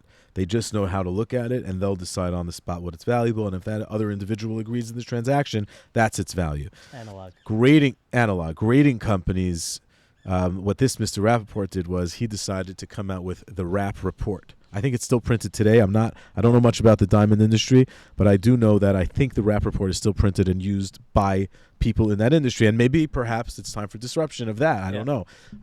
So this is the original Rapp Report of video games. And when he came out with the Rapp Report, they wanted to murder him. I believe they tried to. I believe his life was threatened. Yeah. I believe he needed 24-hour security and had to fly private. That's how you know you're doing something right. Right. So that story of the diamond world where the Rapp Report absolutely disrupted. The Rapp Report was like the first disruptive type of tech, and in and of itself was paper. That's what grading companies are to this world, and therefore it can ruffle a lot of feathers as well. Yep. So I noticed this early disruption of VGA, and then I realized the later disruption, which was happening with WADA, and that's when I was all in. And also that's when I was born to realize it. I happened to have been born at the time when this was popular, I was in high school and couldn't afford this. Right. This was $100 when I didn't have $100. We're going to pause for a second. A lot of what we're talking about is more in technical detail about how to collect video games. And I think people who are learning about how, they'll now want to marry their passion with that. Could be. And they'll find their why, right? And the passion is a why. We have more wine. Thank you, Mikey. So let's continue along this path of learning the technical, more technical details. So again, VGA started grading them, authenticating them, and rating them. Just remember to lean into the mic. Keep that thing right near, just like it's happening. Was authenticating them, that you were getting something that was in fact factory sealed. That was a big part of the market. And giving it a grade. Say mine is 85 plus, yours is 85, mine is 90. It gave a scale that you could now trade these effectively. The one thing that VGA did not do, which I love that WADA took upon themselves, is to recognize the difference in prints. I said that my golf was printed with a hang tab in the back, which meant it was from 1986. This was a couple months later. This was a different print, so that further. Is this where artificial scarcity comes into play? No, it's still natural scarcity. This is still natural. Yeah, you then have to. You're not creating. How long was that print? So artificial scarcity is not drawing people's attention to some box and saying, "Ooh, this makes this better." Artificial scarcity is saying we're making this in a limited edition. We're only making 100 of these. You have to buy one. That's came decades later. This is still how many have stayed sealed. Got it. This is still on pop. We're still following population. But the population has gotten even finer because now not only do you know I have Kung Fu and I have it higher rated, oh, yours is from early 1986, mine is from late 1986. Right. So you have now WADA games which came out, which is what really drove my passion. Always to love the say TH. That's what is that, 300 grand falling off the something table like over that. there? To say that, okay, now WADA is not only certifying it as authentic and giving it a grade, but they're doing two things. They're talking about the print, which VGA mostly didn't talk about, and they're also splitting up the box grade from the seal grade, which I think those were two innovations that WADA came out with. We consider this natural scarcity.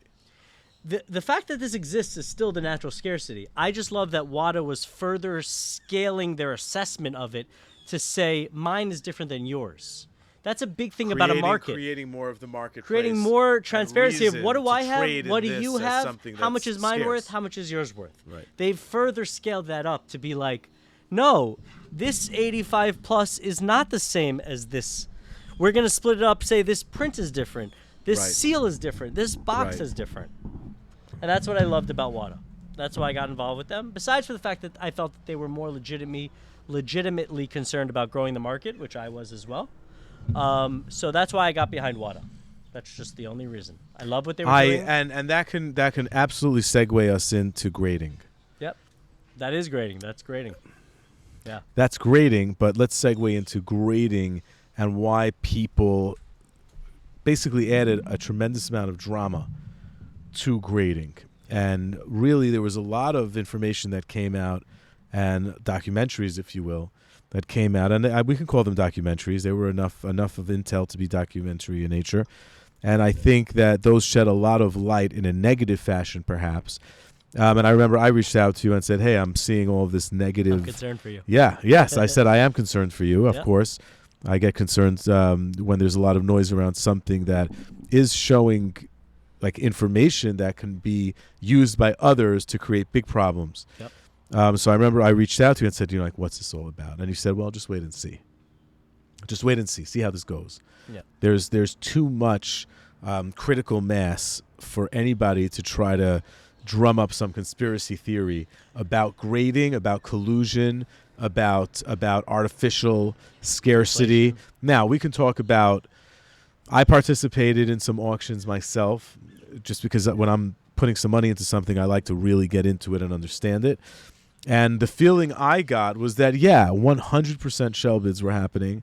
That's what I thought. Yep. And I thought that there is for sure artificial scarcity because stuff is showing up in auctions like again and again that were sold and said, hey, what do you mean nope? Nope. No such thing as artificial scarcity? That was just a lack in your due diligence. In my due diligence Yep. of the Yep. population of those, perhaps. Okay. What I'm talking about, seeing information that had come out, and I can't pull it up now, but it's the same Carl questions. Jobst video. That guy, Carl Jobst. Carl Jobst. He did a really good video. He did a great video. And that guy, Carl Jobst, made and tried to make it sound like sour on the whole industry. Yep. But what I've learned is the same thing that I laughed at when your brother-in-law, Mark, offered to invest, that I should join him in the investment, was that you need to know what you're doing. Yep. And I did go without full due diligence, and I didn't go spend any sort of amount of money that would cause any harm to myself or my family, Right. God forbid. But I did spend enough to learn that you actually really need to know down to a level of due diligence of what we're working through here. Yep. So my due diligence was to get to a level of how much do I need to know? How do you make money here? How do you find what's scarce? How do you buy things you're passionate about? I bought 2 Barbies. I have kids and they're girls, thank God. And I wanted to buy things that I thought they would find humorous in a sense of passion Yep. later on in life, that Yep. their dad, when he was in his 30s, bought some Barbie games, and guess what? They're not going to exist anymore. It's going to be scarce. Yep. And I don't know if girls are, well, we don't want to, okay, but the fact is that everything's going to be scarce. Yeah. So I felt that would be cool. So I bought one graded version, Mhm. and then I researched a bit more and bought one ungraded version, Yep. unboxed, that Mhm. I wanted to then get myself involved in the in what is the grading conspiracy. How do Just people grade learning the things? market. Right. Yeah, learning the market, Getting but your feet wet.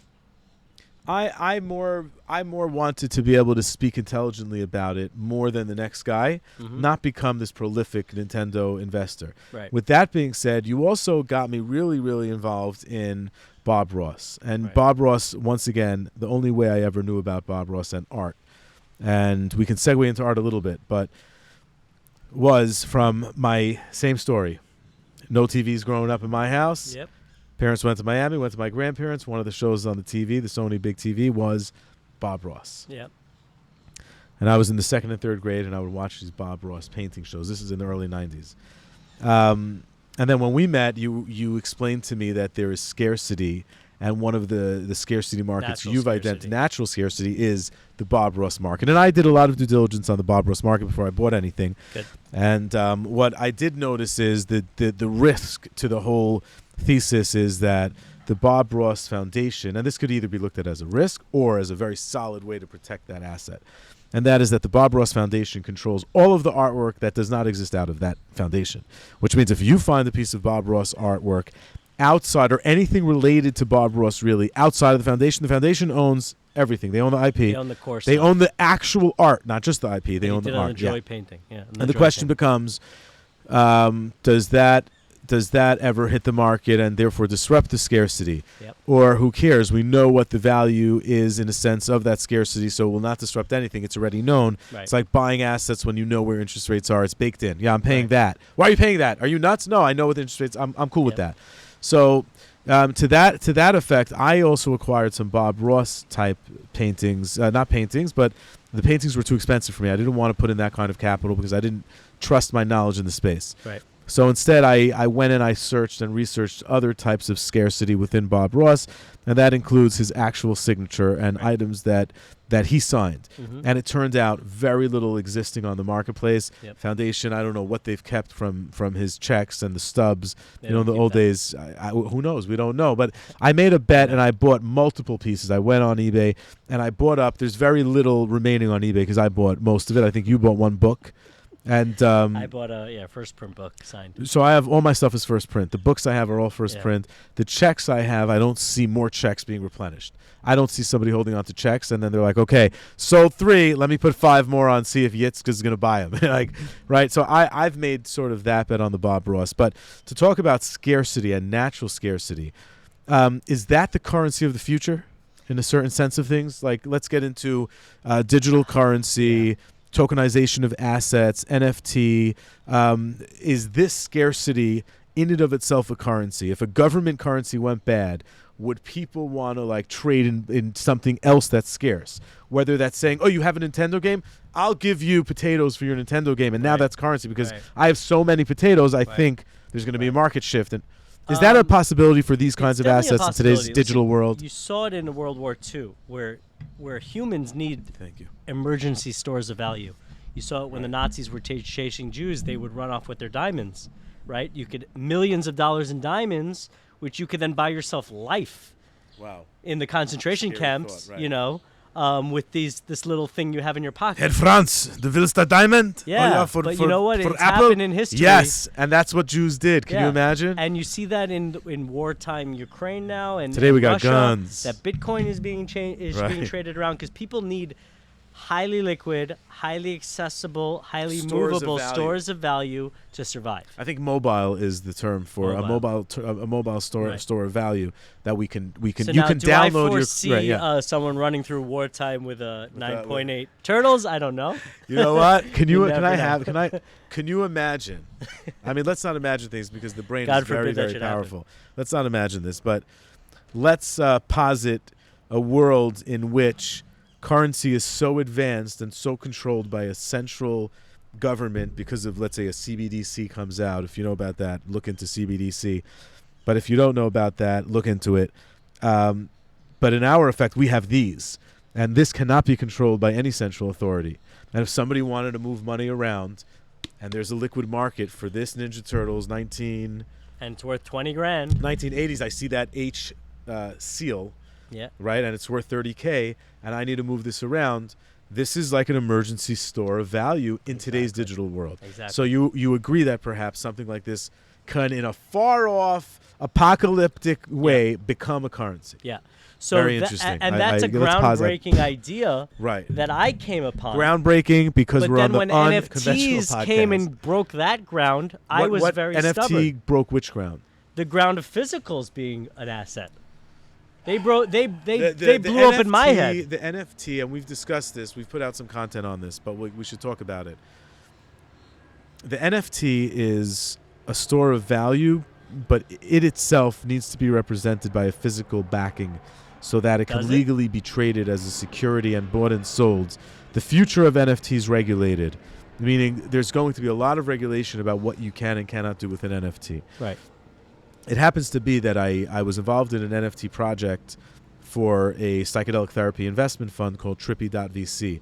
And the way we put capital together for it and put capital into investing in the psychedelic space was by selling an NFT.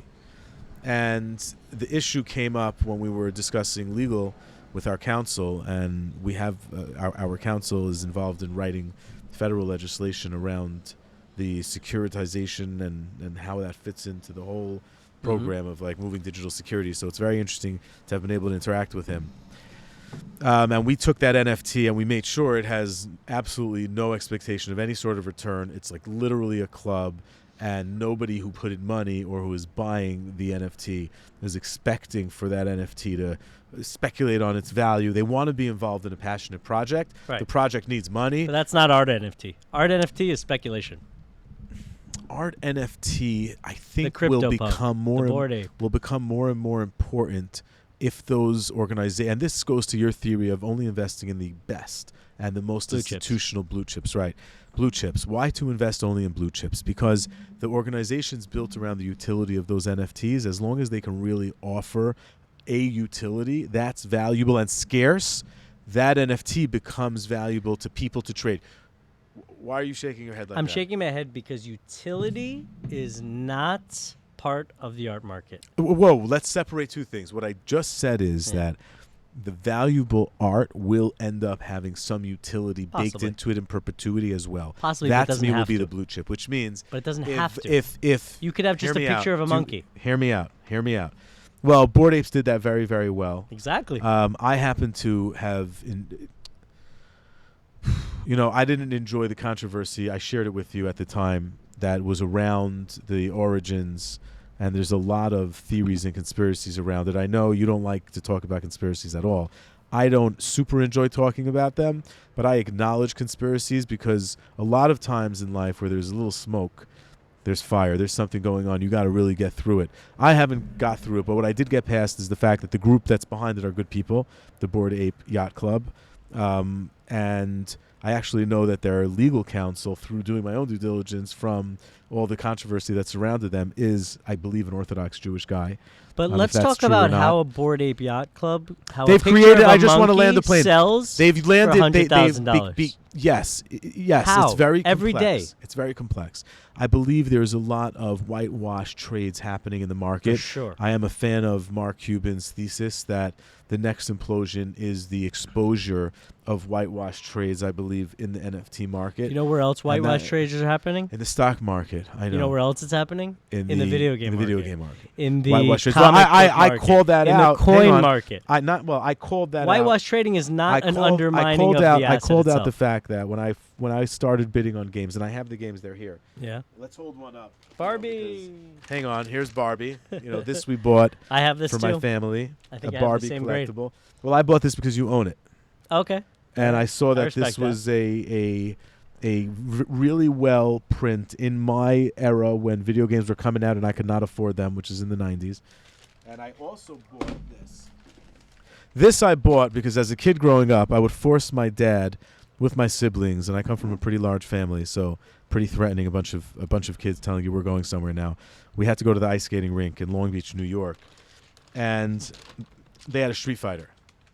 So I bought this Marvel Superheroes versus Street Fighter, Capcom. And the reason I bought this one at the auction is, quite frankly, because you can see the sticker tab is not quite off. Can I check the population on that right now? Well, I'm nervous. I want to check it. I'm a bit nervous. Let's check it. This is like having Lloyd Blankfein say, "Can I look at your spreadsheet real quick?" I'm like, "Oh yeah, you can, but let me look at it again real quick." So this is a Marvel Superheroes that I acquired because it is an 8.5. The seal rating was A. I knew the seal rating was important to verify that it is real. And we're about to get our population on this. Do you know how many The way you're sealed smiling copies, makes me very unhappy. Do you know how many sealed copies of that have ever been graded? How many? Guess. Wait, it's the Marvel Superheroes? Let me see. It's Marvel Superheroes versus Street Fighter PlayStation. And the reason I bought PlayStation was because what I learned from you is that I can buy cheaper future. What's your guess on how many sealed copies survived? Very, very low. Hey, guess a number. Man, I don't remember what I paid for this, but Doesn't matter. What's the number? How many people would have bought that and not opened it? Now that I'm thinking about it with you sitting here, and not the excitement of that dopamine hit of I bought something at an auction and I was whitewashed bid up, most likely, just for my own entertainment. And I put enough money into it that I was comfortable using it I need a as number. a store of value. What's the value? No value. How value. Many you want to know how the pop? Bought that and didn't open it, as far as we know, from Wada's population. From Wada's population, that only means that's And they sent it in for grading. But that graded slip it. of data, okay. It's not complete. Just a guess. I don't know. I'll Curious. say in the thousands. 11. Really? Case closed. I made a great investment. We don't know that yet. So we don't know how many people when you want cut that me yet. off and pushed me for the number, the reason I wanted to add one piece of information was that this is based off of WADA's population, meaning It's how many probably people 20. hang on, how many people came there, brought their box and sent it to WADA and said, I'm sure interested there are to know. double amount who haven't sent it down yet, or triple. I'm concerned There are that 30 out there. I'm concerned that there's a Blockbuster bankruptcy warehouse somewhere that's been abandoned. You're paranoid. That has cases of this. But the reason I bought this one, there's a sticker. This makes it very unique. That's great. I don't think many. But I have can a tell sticker you that there looks is like no this. Blockbuster warehouse out seal, there. you I've sure? done my due The diligence. seal rating. That pop will never go over you- 100 in Right. its in the entire amount of the existence of this world. I believe. I can breathe easy knowing that this is a But then very again, scarce 8.5 yes, it is Wada. scarce, but I population didn't is buy only this one part. for any investment purpose. Good. I bought this for one reason, and I bought all of these for one reason: to be able to have more knowledge about the emotion that goes into buying this, the belief that it's a store of value. I believe that now after going through the process, but having the knowledge that this is also perhaps a whitewash trading type of market ongoing, and you need to really know what you're buying. There is some whitewashing going on in the 11 copies that are available. That's true. But long term, Right. 11 copies. I enjoyed playing this game growing up. Yep. In the, so So I wanted to And get that's into that. The why- fact is that Carl Jobs video definitely did shed light on some shadiness that was going on in the market, most probably. I don't think Yeah. I was shady in what I did. I'm very transparent in what I did. But at the end of the day, the math will always check out. That you mean there the are value versus pop versus supply quality, versus right? demand.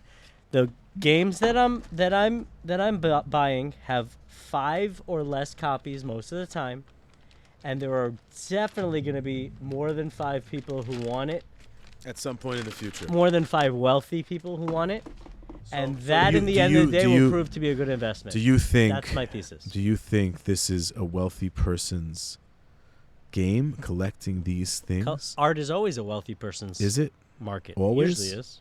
art just for the art of it? I mean, 7-figure. I'm I looking bought at this, and by the way, I didn't pay a lot of money. I want people to understand, I didn't pay a lot of money for that Mortal Kombat I'm sure game. you didn't. 8.5. The reason I didn't, well, not just the 8.5, but the reason I didn't is because it's a PlayStation. It's Yep. farther in the future. It's newer Yep. technology. Yep. But from everything I've learned from Dr. Nyman and his due diligence, the farther we move away from this origin of tech, the more scarce it's going to get. Exactly. So I decided, more let me demand. make cheaper bets, because again, I have to always disclaimer, I did this and made this investment not because I'm like, everybody go invest in Nintendo video games. That's not why Right. I did this. I believe everybody go invest in real estate, and Yeah. in unconventional real estate at that, and enjoy an arbitrage. Yep. I think though, if you're passionate about video games, start doing due diligence Yep. and start Learn buying the the market. things you like. I don't know if you're going to be able to buy everything you want, but there are, like this PlayStation, it's from PlayStation. Not many people are collecting that right now. And the proof is that very little has made its way to WADA. That could mean pop's going to grow. It Yep. could mean we're tight and we're good, and this Right. actually will just, right. So I think people who are just getting into this But I and want to learning say about this, something. yeah, of course, say everything. This You're was you're the claim doctor. that a lot of people made in 2019, that WADA's just getting started. Prices are going up. These things are going to come out of the woodworks like wildfire once these That things has, start I'm sure, selling yet 5,000. to produce And we're itself. 3 years in, and the populations are still handfuls, Right. tiny. That goes to reaffirm my due diligence that I asked people who were collecting back in the VGA days, will these come out of the woodwork? And they all Yes. said, heck no. And I don't know about wait, your hang on. I And don't they know didn't? about your Street Fighter. They didn't. The ones I was collecting. I don't know about your Street It Fighter. didn't. There's 11. We don't know what's going to happen. So far, so Again, good. A year later, Yeah, so good. You're right about PS1. Still risky. Here is another bet I made. It's called Hudson's Adventure Island. Good game. Okay, it's a 7.5. Bad game, actually. Bad game because people Probably don't like bad it. game, Probably bad game. but good sealed It game. had a. This is a Hudson Adventure Island. It's got a. 7.5. It's got now. Why did I buy such a low rating? Right, I bought this low rating for the same reason I showed you that other game that's got that sticker on it. Look at this. Look at this. Look what I look at my artificial scarcity creation. Got the Sharpie on it? I got a Sharpie through that UPC code. Good for Okay, you. can you see that Sharpie through the UPC code? This is rare, and I'm following your thesis. This is rare. This is rare to me. We have to talk. You know what I mean? Okay, can I check the population on that? Yes, absolutely. Let's check the population on this. Adventure Island, number 1. There was a few of them. Hudson Group. Adventure Island came out with 2 and 3, and a few other. But Okay, Adventure Island okay. number 1. What do you think the total population is? Curious. This is from 1988. Was that their first print year? Possibly the first print year, but it was still very early in Nintendo. The 90s when Nintendo's really exploded. This is from 87. And it wasn't such a good game, so you could assume a lot of people didn't open it. Interesting. What's the unopened population of this? I On thought Wada the Pop PlayStation Mortal Kombat was in the thousands, perhaps, of unopened. But now that I understand how WADA works a little bit better, very few. 28. Ooh, interesting number. Yeah, 28 unopened registered. Adventure That's Island. that's a little bit high. And of course, for, that's one of the lowest grades. But that's a low. That's in fact, right. yours is the lowest grade. Excellent. 7.5 B plus. Excellent. So you're at the low rate of those 28s, but that's your But I learning have process. one. But I have one of if 28. you believe in this, I like that. and you enjoy it, maybe Do you you'll look see- for a did- 9.8. Did everybody see that? You see Yeah. that? Ask WADA. How of many Sharpie, have yeah. a Sharpie through a barcode? Do you hear how passionate I've become about collecting? I see that. Okay, now the art, your art bet was very, very interesting to me. Here is actually a 19. That's later. This is Genesis. 93. Yep. A Genesis Barbie. I Yep. bought for my kids, Sick. so they can have this, and maybe this will become valuable. Now let me tell you something interesting about Genesis. Back By it goes into Genesis its storage. time, they came in 2 versions. They came in cardboard, like you're holding, and they came in clamshell. Ooh. So I it wish I already maybe would've the bought a market clamshell. gets different then. Last one. This is the Resident Evil Nemesis. I thought Resident Evil was extremely popular of a game. It is. PlayStation made a bet on future tech becoming more and more scarce. 9.4 rating, A++ seal, 1999. I thought this was a decent bet from the perspective of, I know Resident Evil. I know people were super passionate about Resident Evil. I think there was even a movie that came out. Perhaps I watched it. I don't recall exactly. Yep. But With what's her name? Angelina Jolie. really, she was Resident Evil? She was Lara Croft. We take a 5.5, like 5% more on battery. Yeah, man. And we run for another hour. Well, we're gonna need at least, we're at 142. Higher We're gonna wrap pop up by on this. What's 215. your guess? Because it's number 3. Resident Evil 1 has a population of 18. What do you think 3 is? We're moving on to grading. We're continuing with grading. Grading, yes, but I wanted to move from grading into other collectibles that you're involved with Right. that have become graded and popular. And Right. you've brought here, I think right here, we have perhaps, what is the value of this in my hand? What is the value here? A liquid value, meaning if you had to sell this stuff, what's this? 350,000. 350K, right, is in my hand here. Right. And some of this asset class is new. The tickets that I'm holding here, Relatively they're new, new yeah. from the perspective of interest in public liquidity to trade. Yep. And that's what makes this so interesting is that let's go through some of what you've brought here so we can identify other passions you may have and not realize there is a trading market developing around this, and that trading market is developing by leveraging digital liquidity. And that's what I want to connect to, but later get on. there, yeah. Right now, let's take a look at what you've brought here. So here we have physical, right? So the card market, if you look up, has been going on for 100+ years. It's not a new market. There's data, there's history. So I believe in it 100%. I know these will never go to zero. I don't know what the future will hold for them, but I enjoy them, and I've seen them pay off in value. But then we have the classic example of natural versus artificial scarcity that's happened to the So card again, market. let's take a slower approach. When I was talking about new interest, we're talking about tickets. You have here. Let's you talk brought about some baseball baseball cards cards. first, Let's yeah. go That was super my nerd origins. and go straight to baseball Yeah. cards. So one thing I've been getting into, one part of the market, is signed vintage cards. Now, vintage cards were overprinted, overpopulated, sent out to anyone who wanted them for pennies on the dollar.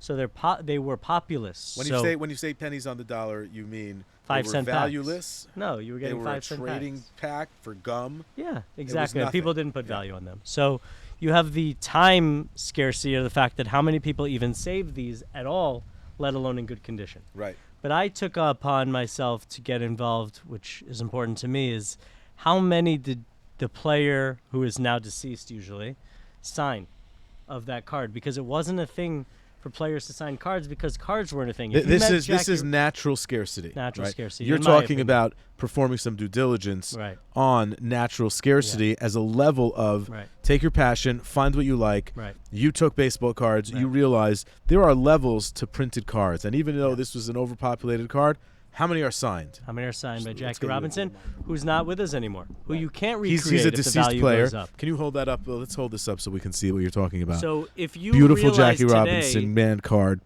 that Jackie Robinson cards are valuable, you can no longer get him to sign it, right? That ship is sailed. That therefore creates another layer of scarcity, which is can't get reproduction of Impossibility this reproduction. item. Yeah. Nobody can reproduce this. Yes, and thank God we have the card companies to ensure that the ones that we have that are graded signed were actually signed by him when he was alive. How are That's they what we able rely to do on. that? How are the printed card companies that That are you would have to many, ask them, many, but they they're have removed experts. from? Okay. We trust their experts. That's just the way it is. It's Does part of this the card market. have a certification of it? Yeah, PSA. Said That's that they've certified. Jackie this. Robinson himself had signed this card. Let me inspect. Let me inspect with my grading eye. With your well, this is what's happening. non-expert eyes. This is what's happening in a grading company, just so people understand. There are humans there, just like you and I, Yep. who are sitting there and are But who are experts. they are experts, and with their intuitive expert level of understanding how things work in the world, they're able to discern whether this was signed by Jackie Robinson or it was faked. not. I see two signatures, or I guess one is a print, and That then was he put on the signed. card. Right. This was the edition was the card, and the limited edition is the fact that he signed this. He's no longer in existence. Jackie Robinson broke all barriers. An amazing human, an amazing individual. Yep. Culturally significant person. Huge. Just. Yeah. Wow, just this is And- history and in my then hands. add I'm the layer of holding- the fact that- what's the value, for example, the liquid value of this printed card? Not as much as you would think. That's about a $15,000 card. Because I would think that this will go up exponentially I hope so. in value. I hope so. Yeah, I But don't right think now, I- that's a right. $15,000 card for a lot of various reasons. First of all, the card itself. How many of those exist? I have to check, but probably in this particular card signed by him, maybe 6 or 7. So again, we're in that. Where are they? We're in that NES population. Where are they? Where are Other those six? collections, other passionate collectors. Do you have think a card? I know like, a few do you other think collectors a who have card as scarce as this belongs in a museum? them. Not this one, but there are some. Why? Because Not you this one, own because it? first of all, this isn't his rookie card.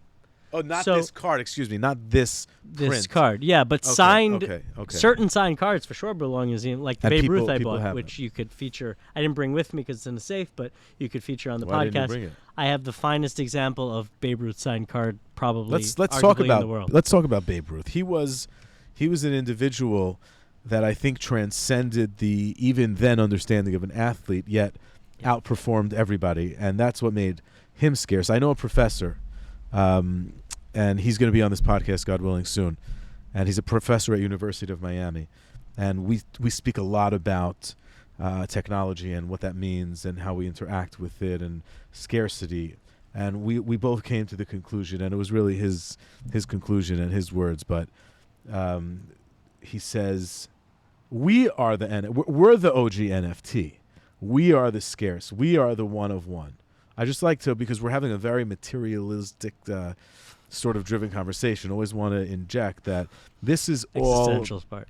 yeah, this is all in the realm of taking a passion you may have with something like this and turning it into a useful investment tool versus wasting your time and when I say wasting your time, I mean wasting your time just on a passion that doesn't impact the world in any useful place. At least here, you can have a store of value, you can have passion. I just wanted to point that out because this does live in the world of which is unimportant in the big scheme of things. Right. We're trying to take Very little something utility. enjoyable, very low utility. We're trying to marry digital finance and allow people to have impact by earning value, capital, store of value. And here we have that exact example. There are 6 or 7 of these. Collectors own them. It's valuable in the liquid world. It's valuable and interchangeable because other people have passions just like this. Yes. And it's also And there's been historical sales but of Babe them. Ruth. Babe Ruth transcended every single type. He was an OG NFT. There was only one Babe Ruth. Therefore, the physical remnant of him is worth. How many of the cards you've bought exist? 2? 1? There's very different. I've seen other versions of the card you've bought with various But different I colored think mine is backgrounds. the top one of the, let's say, 30 or 40 that he signed. Okay, so that's a pretty. I mean, my Mortal Kombat game, my Resident Evil game, and the Babe Ruth have similar. Yeah, but how many more I didn't shoppers say. are I'm there just for Mortal talking about Kombat versus scarcity. Babe I'm Ruth? just tickling the scarcity part of this. Yep. It's not as scarce, but the market Why is is that Babe infinitely Ruth higher. signed not as scarce as I thought it would be? I don't know. Because Babe Ruth signed a lot of things. You have to know that by your due diligence. You have to know. Compare that to how many balls he signed, which is in the tens of thousands, versus how many cards he signs. That's what I locked into. Where I'm like, I'd rather have a signed card where there's 30 than a signed ball where there's 10,000. Oh, of course. Now, So everything's relative. There's a famous Honus Wagner card. Yep. Also, 60 of them. I think that was the OG multi-million 60 of them. 60 of them? Yeah. But why was probably that? thought there was less. I thought there was much less because the supply of 60 is tiny compared to the demand. One broke the boundaries of price at that time. Not Why? one Honus Wagner has ever sold for less than it did before, ever in the history of the world. I don't like the pop number though, right? You don't, because you don't understand that pop is relative. Pop 1 So could there are mean that a many- lot to a I'll small explain market, what that and Pop means. 60 could mean the same to a huge market. There are that many more people interested in In a owning Honus that, Wagner, and therefore the exactly. scarcity of 60 in a market of X, right, And- will replace the actual scarcity and in your that's mind what I'm of one. foreseeing in the I video got you. game market. Eventually, That's your bet on the video game Honus, market. yeah, my bet on the Many Honus- more collectors coming into the pod As many and pool, people as care about and Honus therefore Wagner will scarcity, care about scarcity your Street becomes- Fighter. right, That's right, my right, bet. right. And therefore, my Street Fighter, assuming we don't find Blockbuster, But also 10x. bankruptcy 10x, warehouses holding 15x. cases of these things that they never sold because nobody was interested in them. It comes to market. This will end up in a pool of a much larger, creating a high level of scarcity. Okay, Exactly. let's try to move into. But wait, before we move into anything else, Where let do me you wanna just stay? let me just stay with the fact that this is natural scarcity because I love that card. I just love that card. But because I know that Jackie Robinson only Boundary only breaking, signed a great finite number. How many then would you say? I said of this card 6 or 7, of Got it. actual cards probably 100 or so. But then you have where card markets I have know, moved, just which like- is limited edition, which is limited print run, which is artificial scarcity. This is a Tom Brady card, one of hundreds of Let's hold that up just in thousands case were printed. nobody knows what Tom Brady This looks is like. his 2000 Bowman This is, card. Hundreds. What's Bowman? It's just a company. Let's take a yander over here. Hundreds of thousands of those are printed. Anyone could have gotten that in the year 2000. Anyone and their mother could have got that card in the year 2000. So why is this one special? Turn it around. Bibbidi bop. Bam. What does it say? 36 of 99. 36 of 99. Great number, 36. Great multiple. 3 times chai. For those who don't know, chai equals 36 18. of 99 meaning this Chai particular means one, life, which they and he's labeled. got 3 times chai. Have you made 3 times your money on that card yet? This particular one, which they labeled as the gold version, they decided to only make 99 of. Which at the time, 99 sounded like a lot to people in 2000. So they probably didn't save this. Understood. But now I got you. 99 is I a got you. tiny version from the fact that Because the that, real pop that exists is that- perhaps much less. that Tom Brady ended up being a nobody back then, and nobody cared about 99 of his gold card. So they now threw him away. everybody cares about it. How many now of the how 99? many of the 99 Right. exist? Who knows? I mean, So this is, I this can is tell you the population. another- Hang on. This is another version of inspecting and performing due diligence to discover scarcity and to find Relative to a demand. niche scarcity relative to demand where you can create for yourself an investment thesis within your passion. You love this kind of football player? Go check his card value and go check if there is some limited scarcity of editions that exist and go make some bets on people 5 years from now, 10 years from now. Not now. You're not smart enough to do that now. You could- Nobody but you has. could do Boo, it now. boo. Well, why? I'm just saying, I'm Yes, not if you into can buy- speculating for prospects. If you go buy the top performers today, that doesn't mean they're top performers in 5 years. It Right. means you're passionate about a player, find his card, perform your due diligence, look you at know they're past going to be comps. culturally relevant in the future. That's the thing. That's the bet. Amazing. John Amazing Morant is education. one of the few prospects that I bet on. I bought one of his top cards because I bet that he would be culturally relevant in the next 10 years. So far, it's proven to be the case. I haven't sold it yet. Great I'm bet. not cashing in on that great bet so far. He could, God forbid, get into a car accident. God forbid. Why would you say that? I don't know, because I'm realistic. He's not going to get into I a agree. car accident. I hope. He's I a hope. great guy. But I don't like betting. Never I met like him, safe bets. But like you're Tom doing Brady. well with him. Let's give him some positive energy. He's going to have a great season. Anyways, Let's talk about more safe bets okay. and natural scarcity, which is the safest. You have ticket stubs, which I got into. Ticket stubs is the idea. Let's go slow with ticket stubs. Okay. Because we always like to introduce. Ticket stubs are literally exactly what it sounds like. You go to some sort of event, you are enjoying yourself, you use that ticket stub, For admission. you leave the event, you look at it, and you either throw it in the trash or you said, Or you this was save a really serious event. The Beatles were in town. I believe this is the first time they've ever and only time they'll be in Madison Square Garden, or very limited. Where were they? Where did they perform? I'm gonna get into I that in a mean, second. I'm talking about going way back to where Yeah. some tickets I'm exist. saying way back, they didn't know that the Beatles would be the Of Beatles. course not. What I'm explaining is Yeah. that the individual there, to them, had a passion about this ticket, And he and may they have said saved to it. themselves, it's the only time I've seen the Beatles here. Let me It's save the this only stuff. time I live around the corner. I went. Let me save it. And that type of person says, let me save this, let me save that. All of a sudden, fast forward 30 years, 40 years, there's a new market that has come to fruition out of all of that passion. And that market is the ticket stub collections market. And it's a really interesting market to take a look at. There are some real interesting people I've followed. I don't collect ticket stubs. I just like to know a lot about everything that's going on in the universe that's relating to alternative assets. So I got into this really from Darren Me Ravel. too. And that's how you got into it? Okay, Yep. so I got into him from you. And then because I was following him, I started interacting with him at some points, calling out some silly things he seemed to be saying to me. And he was kind Jen enough, Club. Darren was kind enough to reply to me. And I interacted with him multiple times over different questions, learned what he was talking about, and then what you were talking about. Then I saw how quickly you got into tickets, and I saw how quickly pricing exploded and interest exploded around. And I just watched from afar, never bought a ticket. Like I said, I bought checks of Bob Ross. I sort of had a certain amount of money I wanted to test this whole programming with. Now that I understood it, I'm just doing my own thing back to real estate and cannabis.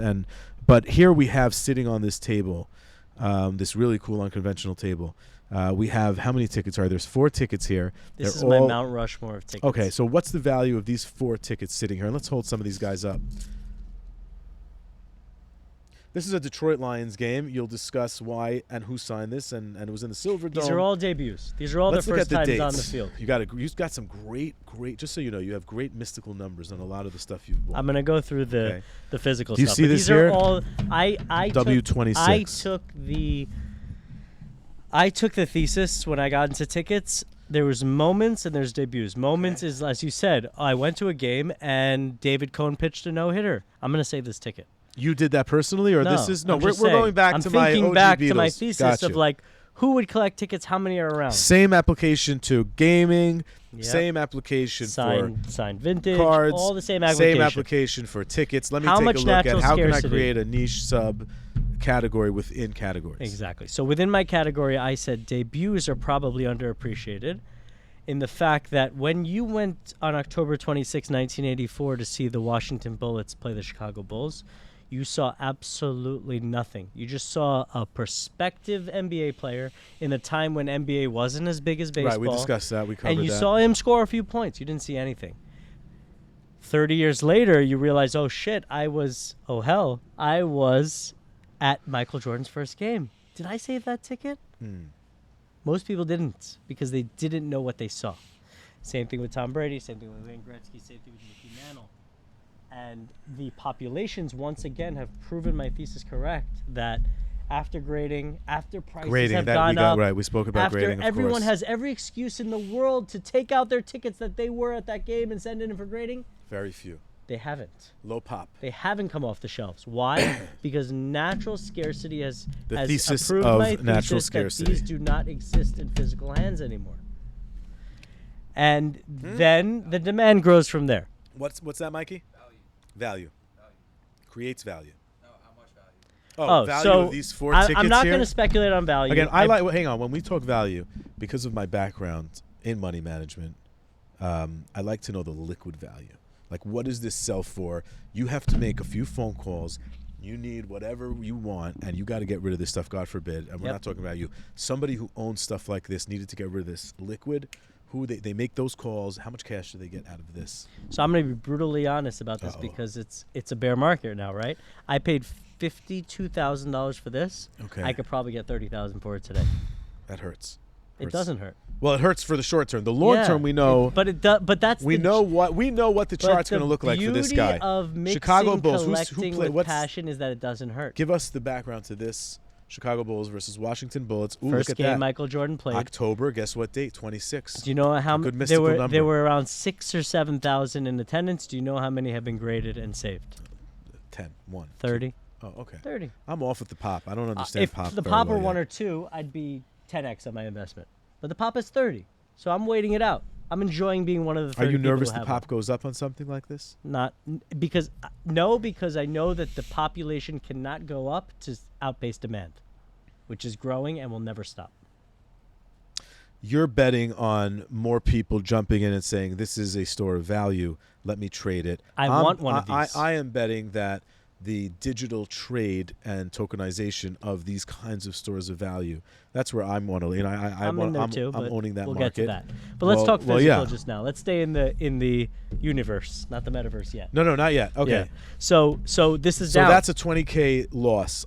This is If a I needed to sell $20,000 it loss today. for you if you needed Yes. to sell today. Yeah. You don't. However, in need to, 2021, if I would have sold it, I would have probably 3x'd. got you. That's At timing. that time. That's timing. But you are a long-term game player. Exactly. This is I'm not timing the market. just I'm timing so the market. people know, in general, in this world of anything that has to do with investing outside of getting into something to flip it, patient capital wins always. If you can sit and you can hold, you'll have more cash for other opportunities. But what I mean with assets you bought, I'm sitting and holding not only from a numbers perspective. Well, no, you I are. enjoy it. Okay, hey, hang on. That's the enjoy the hybrid. wait. That's the passion. Yeah, that's the aspect. passion. But you are betting on a larger pool of investors joining right now a pop 30, not that great. But once that investor base grows, that Right. pop will shrink in context to the size. And Exactly. that is your bet. So you're betting on Yeah, numbers. You're that betting will on become the of 99, which was Right. very populous in 2000, but very unpopulous right now. And that's why this is a $60,000 card. All day, every day. Do you think, just in general, football politics, and I'm not a huge sports follower, I would just like the human condition of it. Did Tom Brady diminish his value by retiring, coming back, retiring? No idea. We'll see. Well, you own. You're I own invested. it. Yeah. You're invested in that question. I'm betting long term Tom Brady is investable. I don't the short term mechanics of getting divorced, getting in a car I don't know, accident. right, I don't right. I don't study that. No car accidents. Whatever. That was Tiger Woods. Oh, right. Yeah. Tiger Woods. I understand. No, but I'm Okay. saying I don't get into the micros. I'm in macro. I know that my kids will care about this Tom Brady. I happen to That's just why I enjoy micro observation. I love that. I know. Yeah, it's great. and Okay. and it's fluctuated. It's and that's why I fluctuated, don't time right. the market because this is fluctuated. Because but I you're don't care. because you're a long-term, I'm large long-term. vision thinker. There's going to be a very liquid market to exit into, and the values will increase because the if I population ever will- even want to exit. Okay, what do we have? If you ever, well, you have to exit at some Same thing as point, this. I right? paid. Unless you can borrow, you will not. Unless you will be able to borrow against these digitally once you can Yes. vault them somewhere. That's happening for sure. Oh, 100%. This also yes. paid 60, probably would sell for 30. So But it on, did go on up the- to on 150. this table, hang But on. it did go up to 150. On this table, liquid exit right now we're down 50K. Yep. Okay, but long-term value we're 10xing this. This is a 10x investment I think based on your understanding based of history of and your my due comps, diligence. the other markets you've been in, the ticket industry. If you Yep. can prove scarcity to yourself, this is not something to invest in just Short because term. we're talking about. Yep. I want to be clear. This Yep. and this podcast is not about investing in this stuff. Right. This podcast is about Understanding. taking something unconventional and turning it into an investment opportunity. Yep. My focus, my audience, the people I want access to join is they want access to real estate and specifically plant medicine related real estate. But you can turn a passion that's sitting around in your home potentially into an investment. Right. Be careful because this is down 50K. Yep. And if you right? needed your money now, you take a smack. You can't need your money to be investing. That's the point. Exactly. If you're investing in assets like this, invest your money That's why so that many is passion speculators got driven. spanked. Ooh, a lot of speculators Last did get year. right. And they bought the wrong stuff to compound their problem, right? Could They be. didn't buy the right stuff that's down like this. So What same else thing- did you bring here today? Okay, so that I bought recently. So that's not down because that hasn't sold since I bought it. So the last comp is me, and I got that You're the last relatively comp. cheap. It's never That good to be the sold last for comp, is it? over $100,000 in Wow. 2021. Okay. I bought that for 16,000, 18,000. So Dope. so the other person who bought it took the spank. Let's talk and about I being bought careful. this on the low. Let's talk about being careful. I want people to be very careful with this. Somebody lost a significant amount of money on this Unrealized purchase, value, right? yes. You are a value buyer in this instance. You bought this because you recognize what its importance I bought is. this recognizing the guy who got spanked today is going to be the Mitchell Fogel of tomorrow. Right. That all of our tickets, whether I got it for 16,000 or 100,000, are going to be worth $1 Everybody's million. gonna look a genius. That's my thesis. You own a Nintendo video game, a very rare Nintendo video game.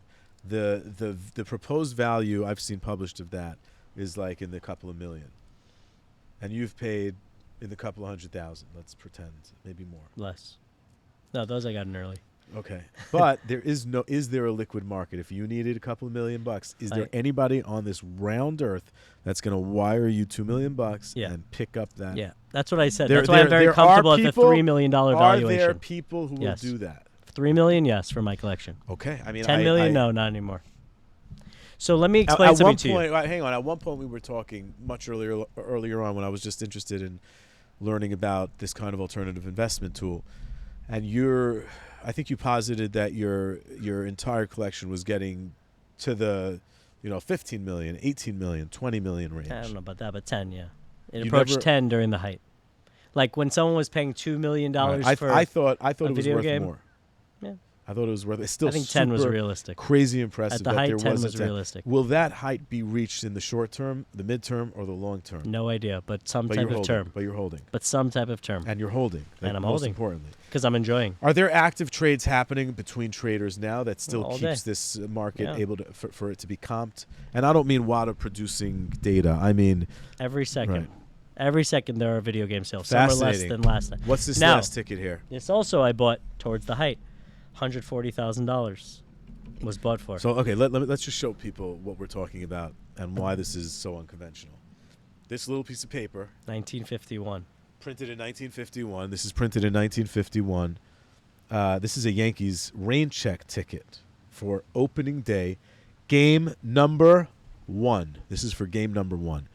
This was purchased for $140,000. What was the original seat of the? What did pen- the person pay not- for the price? They paid a big number for this year in 1951. They $1.50. paid $3. Oh, it's $3. That was a good seat. This is a lower box. Because the bleachers seat. were like 50 cents. Also, great number 118. 118. You have really good mystical numbers on everything you've bought here. It's number 1. I like this purchase, but people have to understand how silly this can look. That somebody would shell out $140K. What's this worth today? What can you sell it for?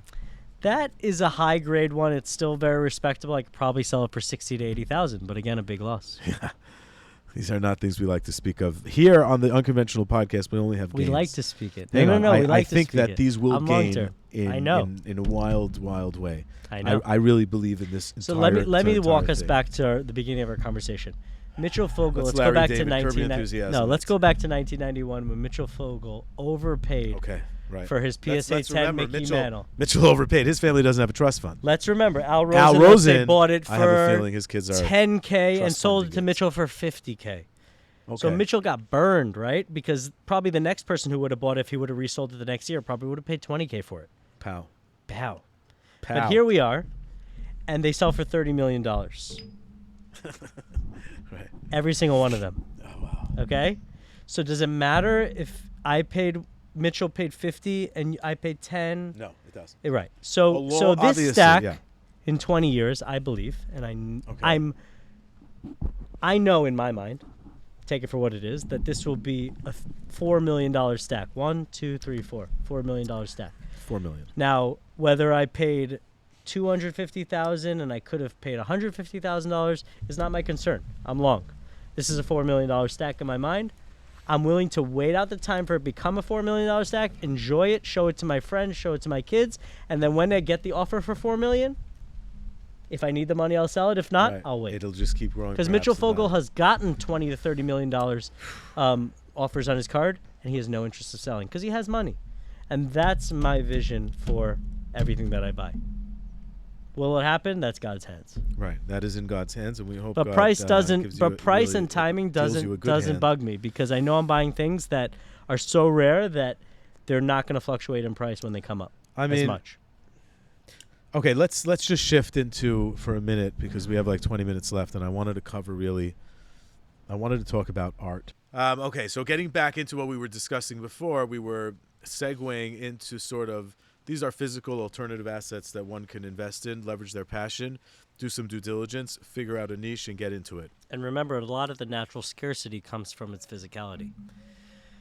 Yes, but what we want to segue into from this is the fact that there is a digital finance layer beneath all of this that has really been pushing a lot of trade forward and putting a lot of power into the pocket of people who would like to invest in alternative investments. So, for one, there have been alternative trading markets that have popped up, and there have been the tokenization via NFT of physical assets. Yep. And then there have been assets that are at the NFT themselves that are just based off around really the interest and liquidity around that, people wanting to trade that. And then there are NFTs that also have produced a significant amount of scarcity through utility and club. And all of that is related to the trading of these cards, tickets, actual art, the physical assets, because the way for this to spread, right, to hit real critical mass is digitally, is through good infrastructure to provide digital finance so people can trade these in a more quick and turn them into more of a tradable item liquid, than what they are and bring that liquidity. So just very quickly, we spend a lot of time bringing liquidity to the marketplace. So we have Flow, which is a real estate fund that acquires cannabis real estate only.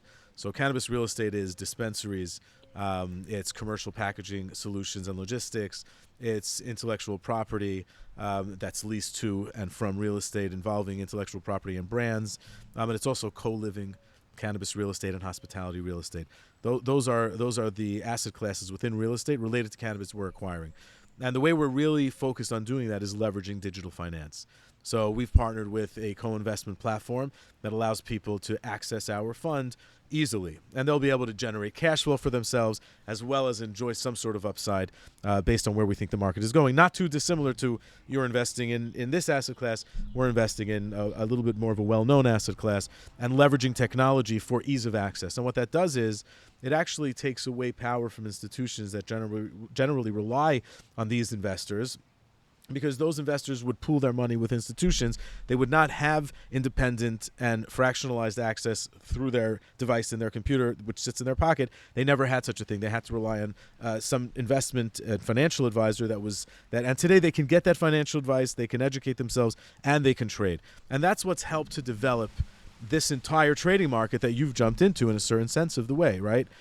Dissemination of information, Yep. data, which you have your hands on through grading, et cetera. We touched on a lot of those points. Yep. But moving into art as it relates to, let's say, an NFT, Yep. and moving into people starting to trade alternative assets with their passion, not just investing in a fund like Flow, but actually, and we hope people do join and inspect what we do here with real estate, because obviously real estate is the number one asset people should be investing in. But alternative and growing your pool of investments and your knowledge. NFT, the NFT popped up in a sense out of nowhere. A lot of people jumped in who were early. I learned about the NFT when I made a move out to South Florida. My neighbor, who actually owned the house at the time I was renting. I still remember you telling me at Mutti's house about NFTs, and I was such a hater. Oh yeah, I was so anti it. Not only was I telling you, You were right. I was proven to be right, thank God. Yes. But the original aspect of NFT that grabbed my attention was watching live trading happen of CryptoPunks. Yep. So at the time, CryptoPunks, those are really what developed the OG scene of trading a piece of art that's digital and scarce. That was the debut of digital art. And the debut of digital art was CryptoPunks, and I was shown CryptoPunks really early. You know, they were trading for 2,000, 3,000, 7,000, then 20,000, 50,000, and it was just exponent. And all of a sudden, I'm sitting there watching this, and we're like, wow, this is a digital market growing on its own. But why is this happening? This is happening because it's leveraging technology, new technology that allows a new class of humans that exist in a new realm of consciousness to want to put asset value on things that they never had been able to trade amongst themselves before. Exactly. So all of a sudden we have the NFT comes out. It goes wild. You hated NFTs. Hated it. You were a very big, and I believe today you own a few NFTs, if not more than a handful. Love them now. And the image Not we only used, for the money, but I love the them for image, the concept. But the it took me a concept while. of the underlying value, which is what I preached a lot about going back a couple of years, was forget all of this noise around it. The ability to trade and transact independent of oversight, in a sense, not regulatory oversight, because there is regulation coming into this space.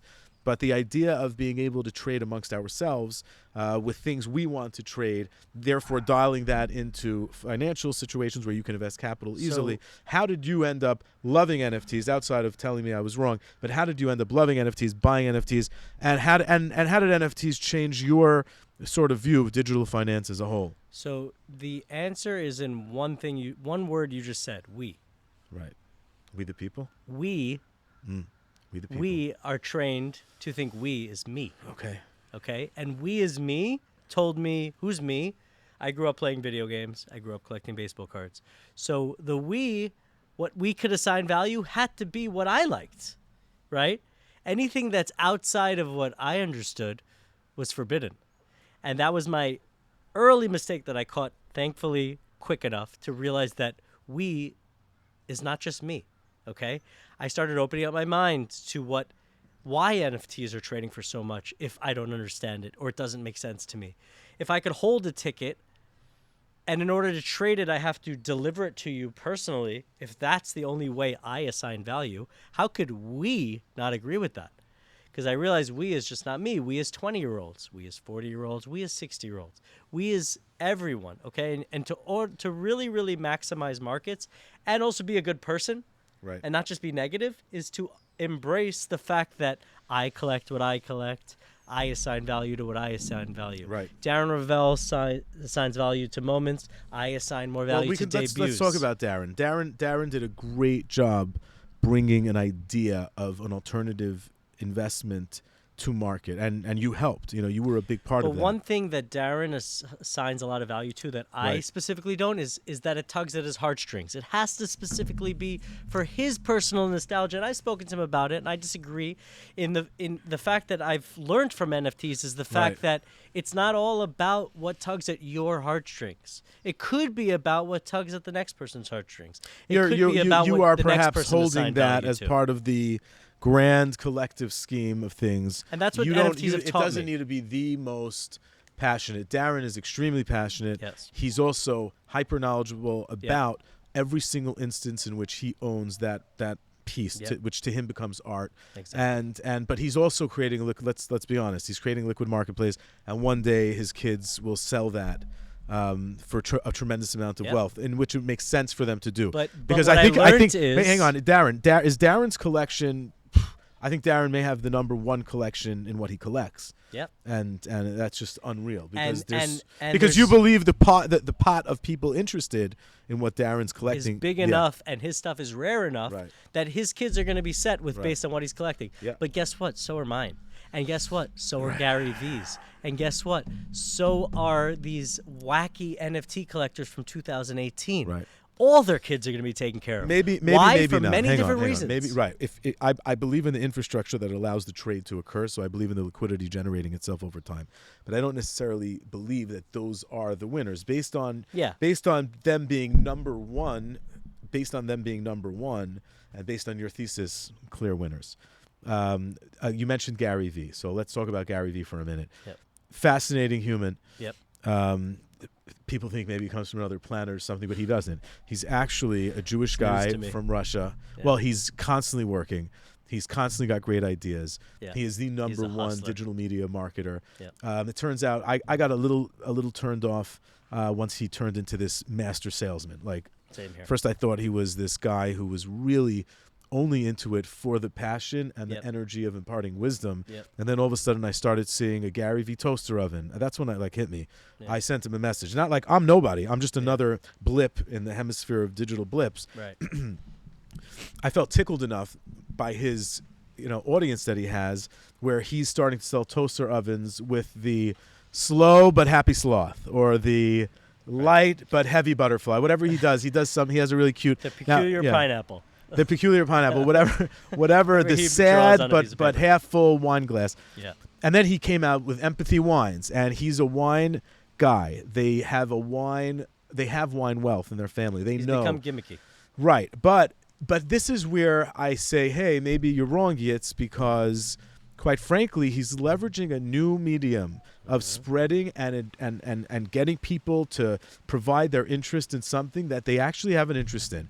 It also happens to be they'll exchange money for it. Yep. And it also happens to be he has a fantastic margin on it. Yep. And it also happens to be the scarcity counts. But I've also looked at charts, and maybe we can pull them up.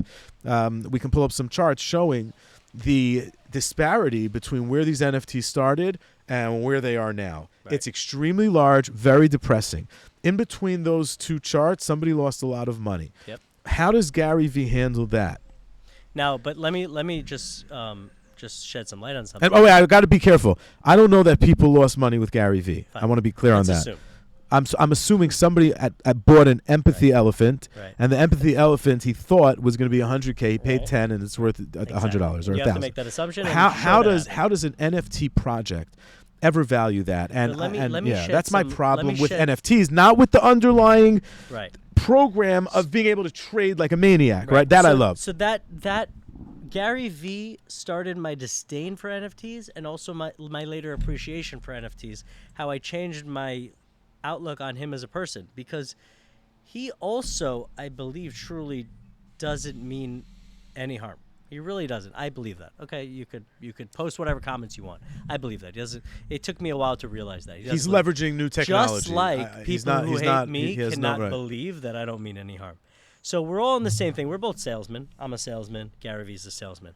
Now, I was convinced that my ticket stubs, which nobody knew to save, and they're based on Michael Jordan, who's an established figure, those are gonna beat the up and downs of the market. I'm never gonna lose money. Gary Vee, his peculiar pineapple, Right. he's gonna get killed.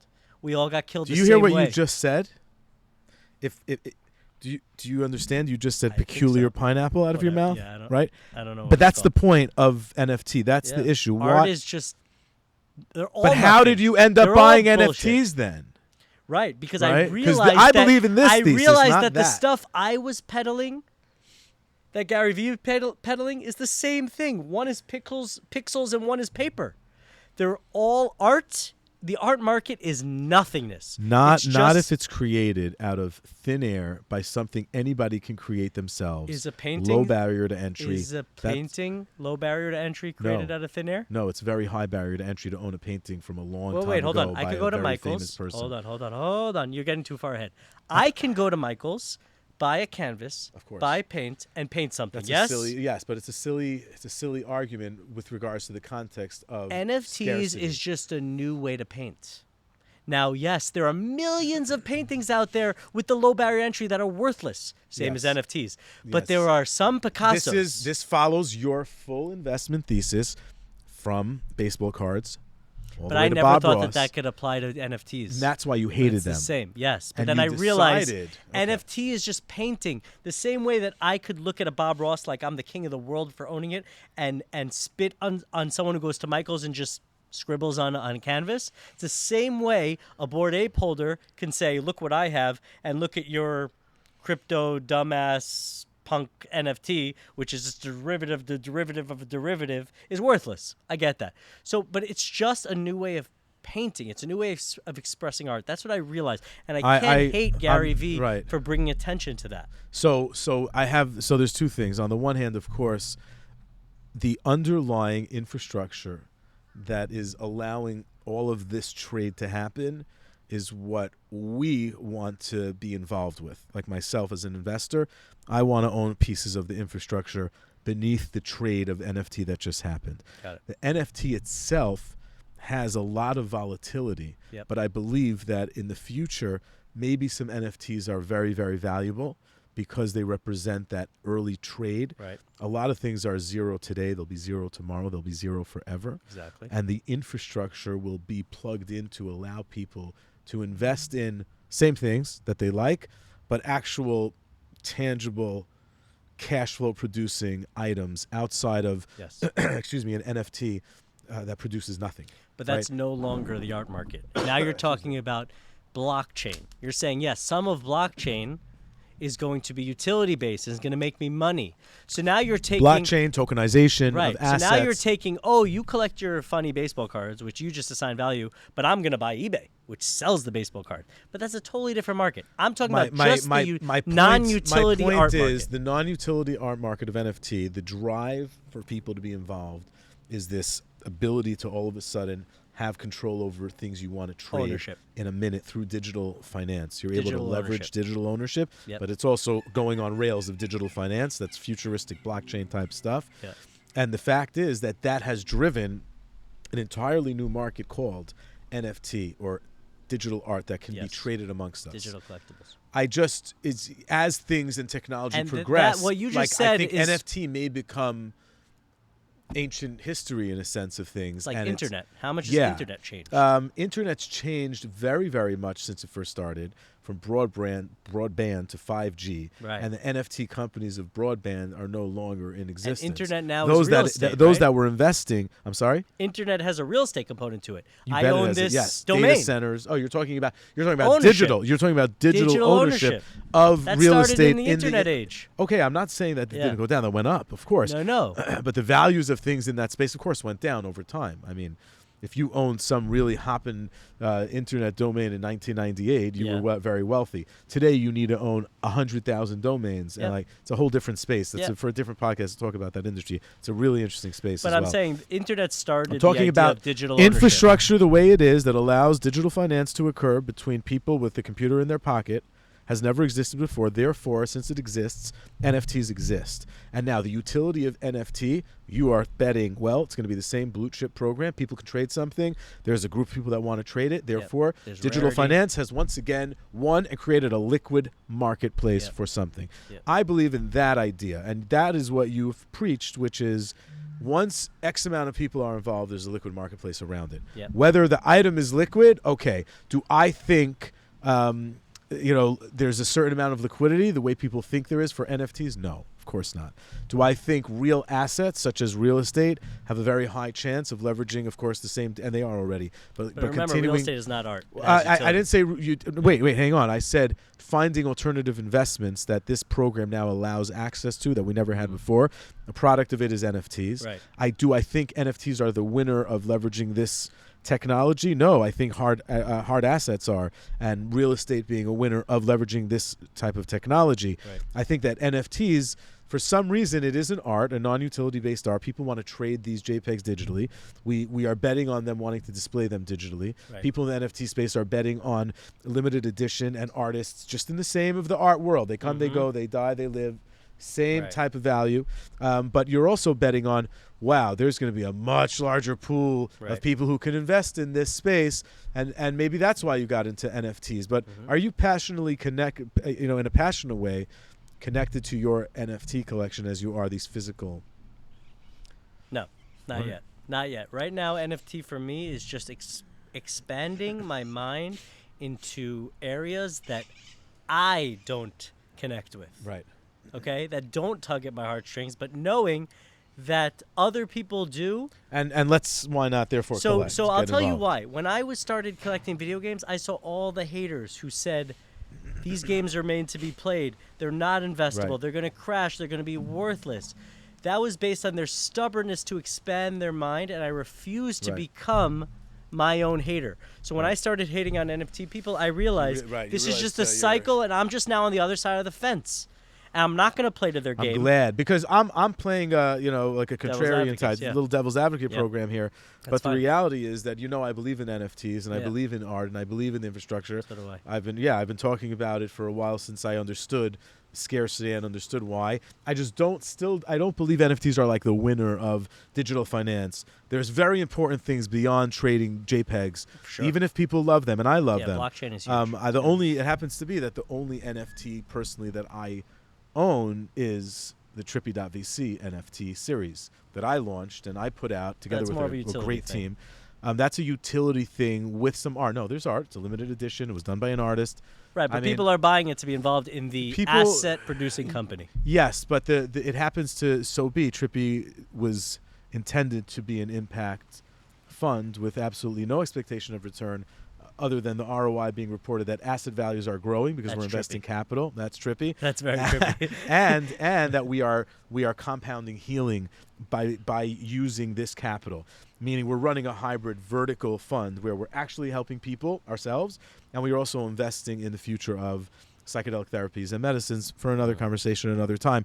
But the NFT series that we launched connected to that to me is an NFT, that a large amount of people can get together and make change with small amounts of money while holding on to a potentially scarce asset that will act as a currency within a utility and maybe something that crosses border to other NFT products that people want. And that's where the financial leverage system of these rails of blockchain and really being able to tokenize asset and register them with the SEC.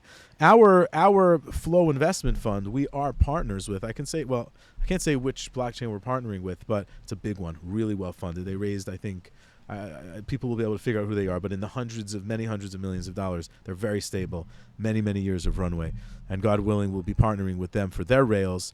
And they have, that's their bet. Their bet is the infrastructure. When we partner with them, that already is SEC registered. There's been a lot of noise around rug pulls. You're familiar with the term. If you don't know what the term is, people who have put out NFT projects, no utility, no nothing, got a bunch of capital together, ran away with the money. There was a lot of controversy around this influencer, Logan Paul. He's got a podcast, the Impulsive Podcast. Crypto Zoo. And there's another gentleman named CoffeeZilla. He's a YouTube anarchist. I watched the whole drama. I love this guy, CoffeeZilla. He's so succinct in his research, and his investigative skill is very, very pointed. And he's uncovered some really interesting people.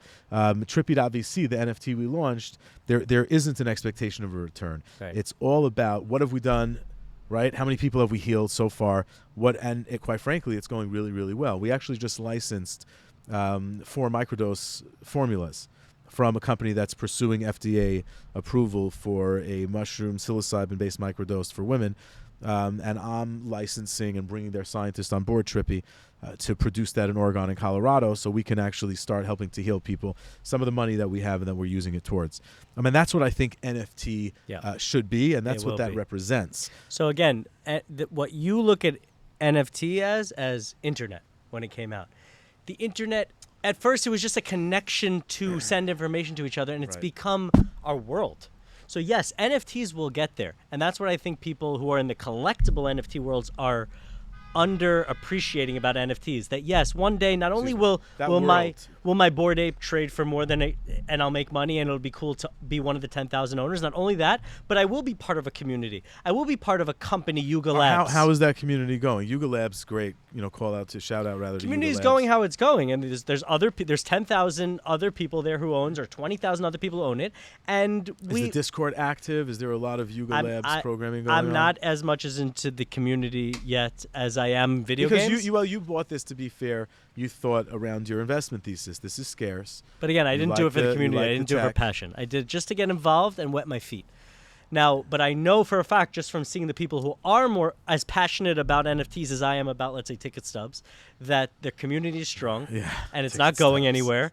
And there's conventions, just like there's a video convention every year for the last 2 decades, and there's a comic book convention. There will be continuing NFT conventions till the end of time. Yeah, people need to recognize just how many humans exist on Earth, and just how connected we are with technology, and just how unconventional they are. Yep. And therefore, just how many alternative asset classes we're going to see that are going to bubble up, just like NFT did. That I didn't realize. We is huge. So large. Me. So much access is being granted to we the people through digital finance to allow really this generation to access and build wealth.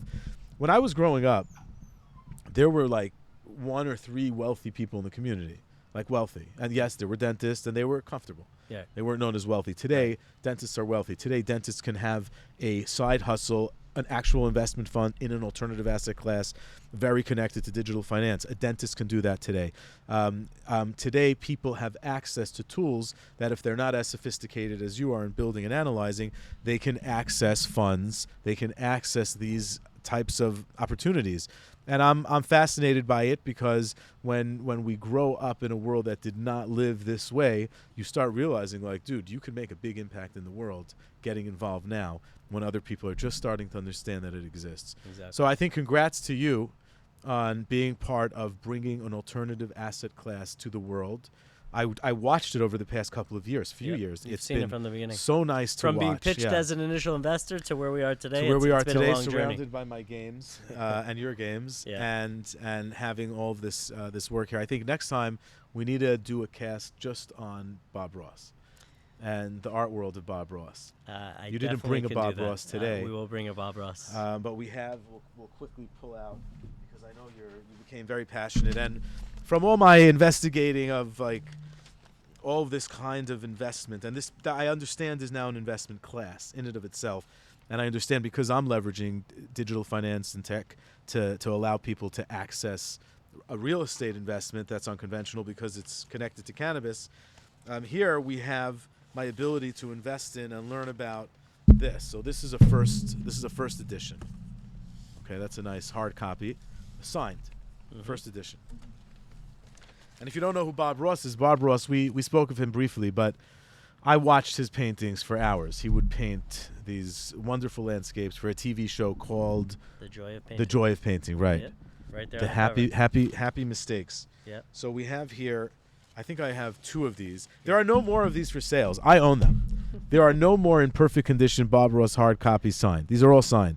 They're all first You edition. sure there's no more? There's no more. I bought all of them. Okay, got it. Okay. If you go check on eBay now, you will not find a hardcover first edition print signed Bob Ross. You may find a soft cover in bad condition.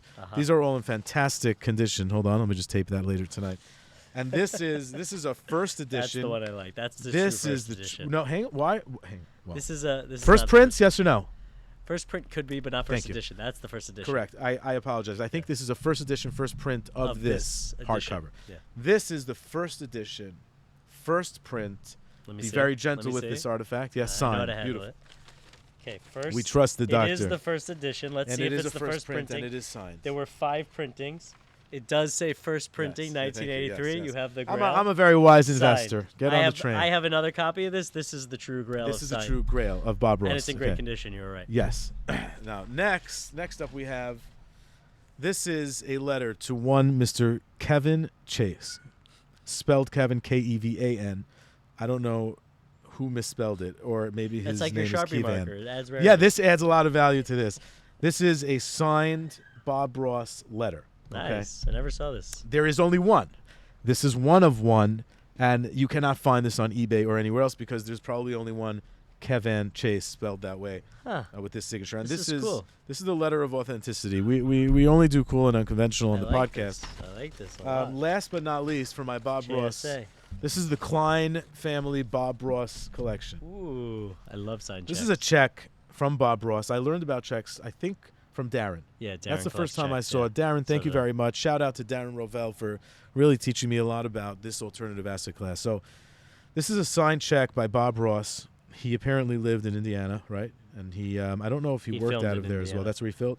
Yeah. So this is from his Indiana address, Industrial Trust and Savings Bank. Wonder if they're still in existence. But that's a Muncie, signed check. Indiana is where the Joy of Painting was And filmed. this is where that bank is. This Yeah, bank there was it is, from Muncie, Muncie. Indiana. So this is a very special check. I'll tell you that I went out to Indiana to see Steph Curry possibly break the 3-point record. That he ended up breaking it the next night Oh, too in New bad. York. But I was out in You Indiana. made the effort. and I was near Bob Rossville, which is Muncie, Indiana. And when Okay. I was in an Uber, I'm like, "Do you guys know Bob Ross around here?" He goes, "He's a god around here." Wow. I'm like, "Let me tell you, I collect his stuff. He's a god in Indiana. Let me tell you." Wow, okay. This is really cool. People from Indiana, I am keeping this. 1987. This is like vaulted, this stuff. Should be. Because I think each of this first edition book, it'll be worth, it's not about the worth. Like I really got into Bob Ross. I followed your advice and I acquired some things that made a difference to my childhood growing up. Tugs at your heartstrings. That I was passionate about. Yep. So You need the again, passion. Great podcast. I had a really good time. I hope you did as well. Same. Now we're going to eat. And it was a pleasure having you on. You shared so much really, really, really wise information. Thank you. Hopefully a lot of people will learn about all of this from watching this. I hope so. And we'll do this again, I think, when you get into the next item that you find and uncover for people, so we could let people in a little bit more early and make your job less difficult by expanding the group early. That's the goal. The goal is really to expand the group. So, all right, congrats on this. We'll see you again soon. All right, thank you. Good show. It's been amazing. All right, we're wrapped up. Thank you, Mikey. All right. I don't know where Thanks for Marley your help. went, but